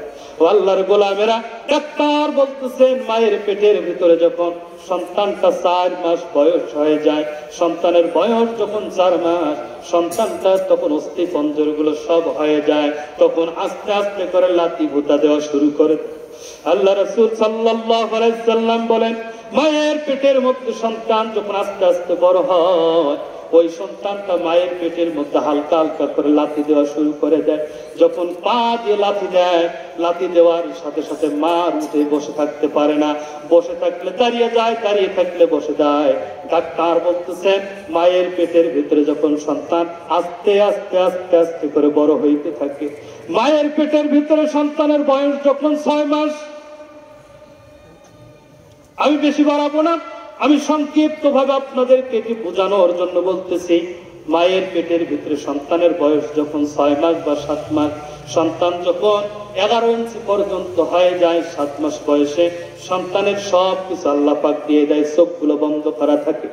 ওই মায়ের পেটে সন্তান, 7 মাসের সন্তান যখন মায়ের পেটে আঘাত করে, মার উঠতেও পারে না, বসতেও পারে না, চিৎকার করে কান্নাও করতে পারে না। ডাক্তার বলতেছে ওই সন্তান 1 দিন 2 দিন যখন করে 8 মাস বয়স হয়ে যায়, সন্তান যখন 12 ইঞ্চি পর্যন্ত লম্বা হয়ে যায়, ওই জরায়ুটা এত ছোট, এই ছোট জরায়ুটা যখন রাবারের মতো বাড়তে থাকে, মা আর স্থির থাকতে পারে না, কান্নাকাটি করে। স্বামী রাতে হাত ধরে স্বামীরে ডাকতে বলে, ও স্বামী, ভুল করে থাকলে মাফ করে দিও, অনেক তো ভুল করে ফেলেছি। ও স্বামী, আমি যদি বেঁচে না থাকি আমার জন্য একটুখানি দোয়া করিও। স্বামীর কাছে আকুতি মিনতির স্বরে দোয়া করতে থাকে। আল্লাহর গোলাম ডাক্তার বলতেছেন মায়ের পেটে যখন সন্তানটা 8.5 মাস বয়স হয়ে যায়, সন্তানটা তখন 13 ইঞ্চি পর্যন্ত লম্বা হয়ে যায়। এই 13 ইঞ্চি সন্তান মায়ের পেটে যখন লম্বা হয়ে গেছে, কলিজা বরাবর চলে এসেছে। সন্তানের যে পায়ের আঙ্গুল, বড় আঙ্গুল যেটা আছে, এটা কলিজার কাছে এসে লেগেছে। ডাক্তার বলেন মায়ের পেটের কাছে যখন 14 ইঞ্চি পর্যন্ত সন্তানটা লম্বা হয়ে যায়, মায়ের কলিজায় গিয়ে যখন আঙ্গুলগুলো লেগে যায়, মা তখন আর স্থির থাকতে পারে না। 2 মাস বয়স সন্তানের 15 ইঞ্চি পর্যন্ত হয়ে গেছে। মায়ের পেটে এত জোরে জোরে আঘাত করে মা আর বসতেও পারে না, উঠতেও পারে না, রাতে মার খাইতেও পারে না। শেষ সময় এমন অবস্থা হয়ে যায়, মা খাইতে পারে না, না খাওয়া অবস্থায় ঘুমাইয়া পড়ে। ঘুম থেকে উঠে দেখে যে তার বেদনা এত পরিমাণ বেড়ে গেছে, আর সহ্য হয় না। ডাক্তার বলতেছেন এই সন্তানকে 7 মাস থেকে শুরু করে 10 মাস পর্যন্ত মায়ের কলিজা বরাবর 1টা 2টা লাথি নয়, 50,000 বার লাথি দেয়। 50,000 বার যখন লাথি দেয় মায়ের কলিজায়, এই মা কলিজাটা এমন হয়ে যায়, কলিজার মধ্যে একটা পর্দা থেকে ফেটে যায়। ওই ডাক্তার বলতেছে এই সন্তানটা যদি একটা মেয়ের পেটে না হয়ে একটা পুরুষের পেটে হইতো, আর ওই পুরুষের পেটে গিয়ে ওই সন্তান যদি কলিজা বরাবর একটা লাথি দিত, 1 লাথি খাওয়ার সাথে ওই পুরুষটা জমিনের মধ্যে ফেরে দুনিয়া থেকে শেষ হয়ে যাইতো, সে মউত হয়ে যাইতো, মারা যাইত। ডাক্তার যখন আসরে কান্না করতে লাগলেন, ডাক্তার বলতেছেন আমি আমার মার জীবনে দেখি নাই, আমার মার কলিজায় তো আমিও 50,000 বার লাথি দিয়েছি। ও আল্লাহর গোলাম, আপনারা যারা বসে আছেন, আমি সহ আমরা যারা বসে আছি, আমরা সবাই আমাদের মায়ের কলিজা বরাবর 1-2 হাজার নয়, 50,000 বার লাথি দিয়েছি। অনেকের মা কবরস্থানে শুয়ে আছে, অনেকের মা বেঁচে আছে। আমি এই আয়াতটুকু এজন্যই পড়লাম আপনাদের জন্য যে অনেক তাফসীর মাহফিল হয়, আমরা শুনি, বুঝি, ইসলামী আন্দোলন করার জন্য তাগিদ দেই, কিন্তু আমরা বলি না পিতা মাতা তোমাদের জন্য জান্নাত। আল্লাহ বলছে পবিত্র কোরআনুল কারীমের মধ্যে বলছেন, ফালা তাকুল লাহুমা উফফিন ওয়ালা তানহারহুমা ওয়া কুল লাহুমা কাওলান কারীমা। বলেন আল্লাহু আকবার। আল্লাহ রাব্বুল আলামিন বলেন, ফালা তাকুল লাহুমা উফফিন ওয়ালা তানহারহুমা, পিতা মাতা উৎসব দুটি বলে এরকম কষ্ট দেওয়া যাবে না, কিন্তু আমরা তো পিতা মাতাদেরকে ছোট থেকে কষ্ট দিতে দিতে বড় হয় সে কষ্ট দেই, পিতা মাতারে খাবার দেই না। পিতা মাতা তোমার এত বড় করে মানুষ করেছে, তুমি খাইতে চাও নাই, তারপরে নিজের স্তনের মধ্যে ঠেসে ধরেছে, আমার সন্তানটা কেন খাচ্ছে। আপনি যখন খাইতে চান না তখন বাম থেকে ডান দিকে নিয়ে আসে যে আমার সন্তান কেন খাচ্ছে না।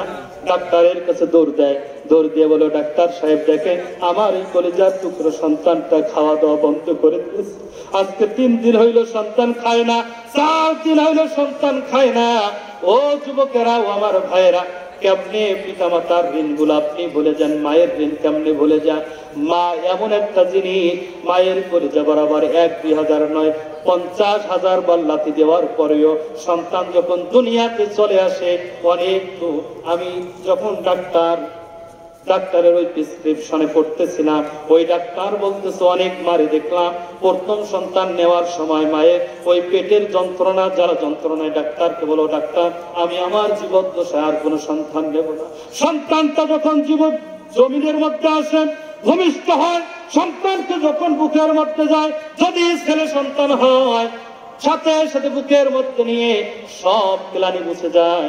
চোখ বন্ধ করে স্বপ্ন দেখে একটা মেয়ে সন্তানের স্বপ্ন দেখে, দেখে কি দেখে সাথে সাথে মেয়ে সন্তানের স্বপ্ন দেখে। মেয়ে সন্তান যদি হয় সাথে সাথে বুকের মধ্যে নেয়, ছেলে সন্তানের স্বপ্ন দেখে। এই তো 1 ঘন্টা আগেই বলেছিলাম আমি আর সন্তান নেব না। ওই মায়ের সন্তান হওয়ার পরে যখন এই সন্তান কান্না করে উঠেছে, ওটার সাথে সাথে মায়ের 50,000-এর লাথি সব কিছু ভুলে গিয়ে সন্তানের মহব্বত তৈরি হয়ে গেছে। বলেন আল্লাহু আকবার। ও যুবক, আপনি কেমনে মারে কষ্ট দেন? যেই মা আপনাকে 2.5 বছর দুধ পান করাইছেন, যেই মা আপনাকে রাতে যখন আপনি ঘুমাইছেন ডান সাইডে প্রস্রাব করলে বাম সাইডে নিয়ে গেছে, বাম সাইডে প্রস্রাব করলে নিজে প্রস্রাবের উপর শুয়ে পড়ছে, নিজের জায়গায় শুয়ে দিয়েছে। ওই জায়গায় যখন আপনি প্রস্রাব করেছেন মার কোথাও জায়গা পাই নাই, নিজে প্রস্রাবের উপর শুয়ে আপনার বুকের মধ্যে ধরেছে। ও আল্লাহর গোলাম, এগুলো ভুলে গেলে হবে না। আমার রাসূল ডাক দিয়ে বলে পিতা যদি সন্তুষ্ট হয়, মাতা যদি সন্তুষ্ট হয়, মা যদি বলে আমার সন্তান ভালো, আমার আল্লাহ ডাক দিয়ে বলে ওই সন্তানটা ভালো। বলেন আল্লাহু আকবার। মায়ের কারণেই জান্নাত, মায়ের কারণেই জাহান্নাম, বাবার কারণেই জান্নাত, বাবার কারণেই জাহান্নাম। একদিন রাসূলুল্লাহ সাল্লাল্লাহু আলাইহি সাল্লাম বসে আছেন, এমন সময় জিবরাইল আমিন আসলেন, এসে ডাকতে বললেন ইয়া রাসূলুল্লাহ, ইয়া হাবিবাল্লাহ, ইয়া রাহমাতুল লিল আলামিন, আমি কি আসতে পারি? রাসূল জিবরাইলকে ডাকতে বললেন জিবরাইল আপনি ভেতরে আসেন, আপনি বাইরে কেন আছেন?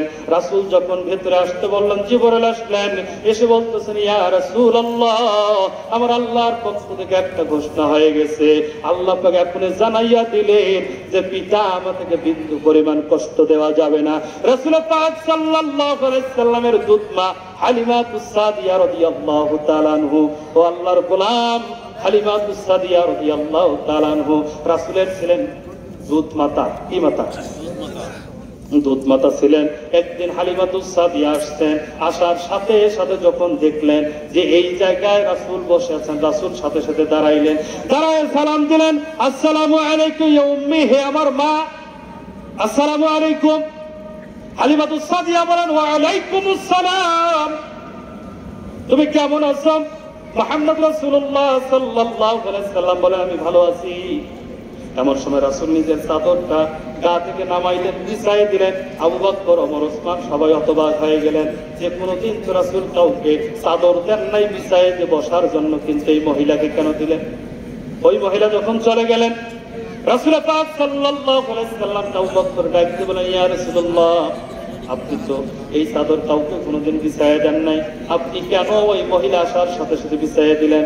রাসূল ডাকতে বলেন আবু বকর, তুমি জানো না ওই মহিলার দুধ পান করে আমি বড় হয়েছি। বলেন আল্লাহু আকবার।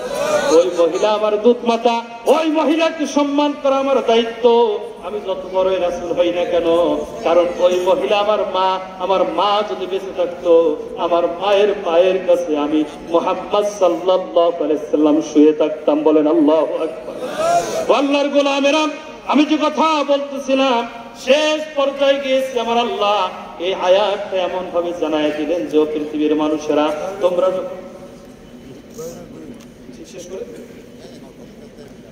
সম্মানিত হাজরিন, আমি আপনাদেরকে কষ্ট দিব না। কষ্ট পাচ্ছেন?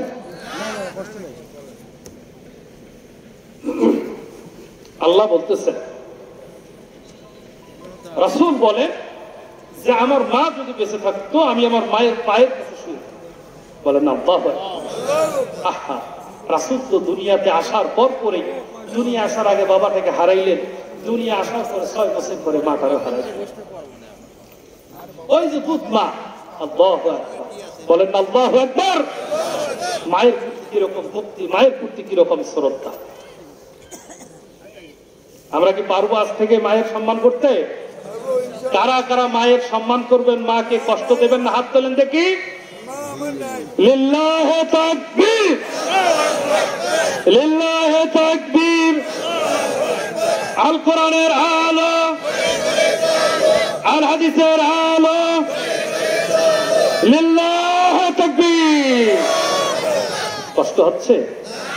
সম্মানিত ভাইরা, আমি সর্ব অবস্থায় সব প্রোগ্রাম, প্রতিদিন প্রোগ্রাম করা লাগে, আমি এতটুকুই মানুষের সাথে কথা বলি যে ভাই কশিন পেলো, মা কি কষ্ট দিও, মা তোমার জান্নাত, মা আবার তোমার জাহান্নাম। মা যদি তোমার উপরে কষ্ট পায়, শব্দটি করে জান্নাতটা বরবাদ।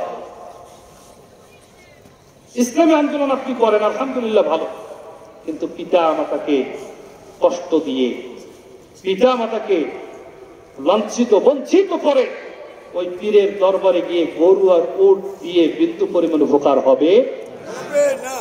অনেক মানুষ দেখেছে, পীর ধরেছে, বড় পীর, ওই পীরের কাছে গিয়ে গরু দিচ্ছে, ছাগল দিচ্ছে, চাউল দিচ্ছে, সব কিছু দিচ্ছে, কিন্তু বাড়িতে দেখেন পিতার মাতাকে 100 টাকা দিতে পারতেছে না। কথা বলেন, পিতা মাতা বড় কিছু চায় না। আপনি বাজার থেকে একটা কমলা নিয়ে এসে আপনার মার কাছে দেন, আপনার মা ওই এক কমলাতেই খুশি হয়ে যাবে। বাজার থেকে 100 গ্রাম আঙ্গুর কেনা লাগবে না, আপনি 50 গ্রাম আঙ্গুর কেনেন, মায়ের হাতে দেন, বাবার হাতে দেন, পিতা মাতা ওই 50 গ্রাম আঙ্গুরে খুশি হয়ে যাবে, ঠিক কিনা? সুতরাং এই জীবদ্দশায় পিতা মাতা বেঁচে থাকলে কষ্ট দেব না ইনশাআল্লাহ।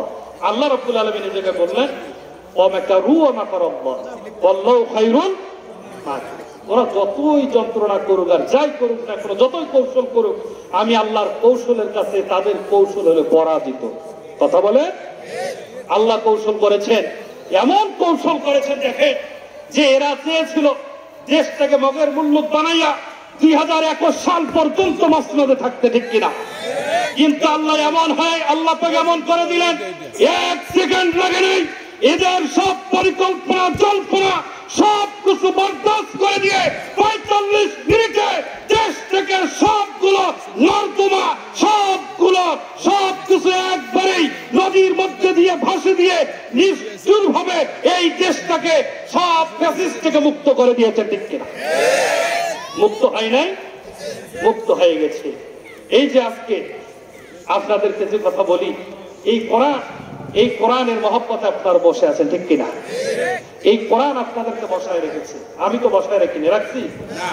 আমার জন্য আপনারা আসছেন, আপনারা আসছেন কোরআনের জন্য।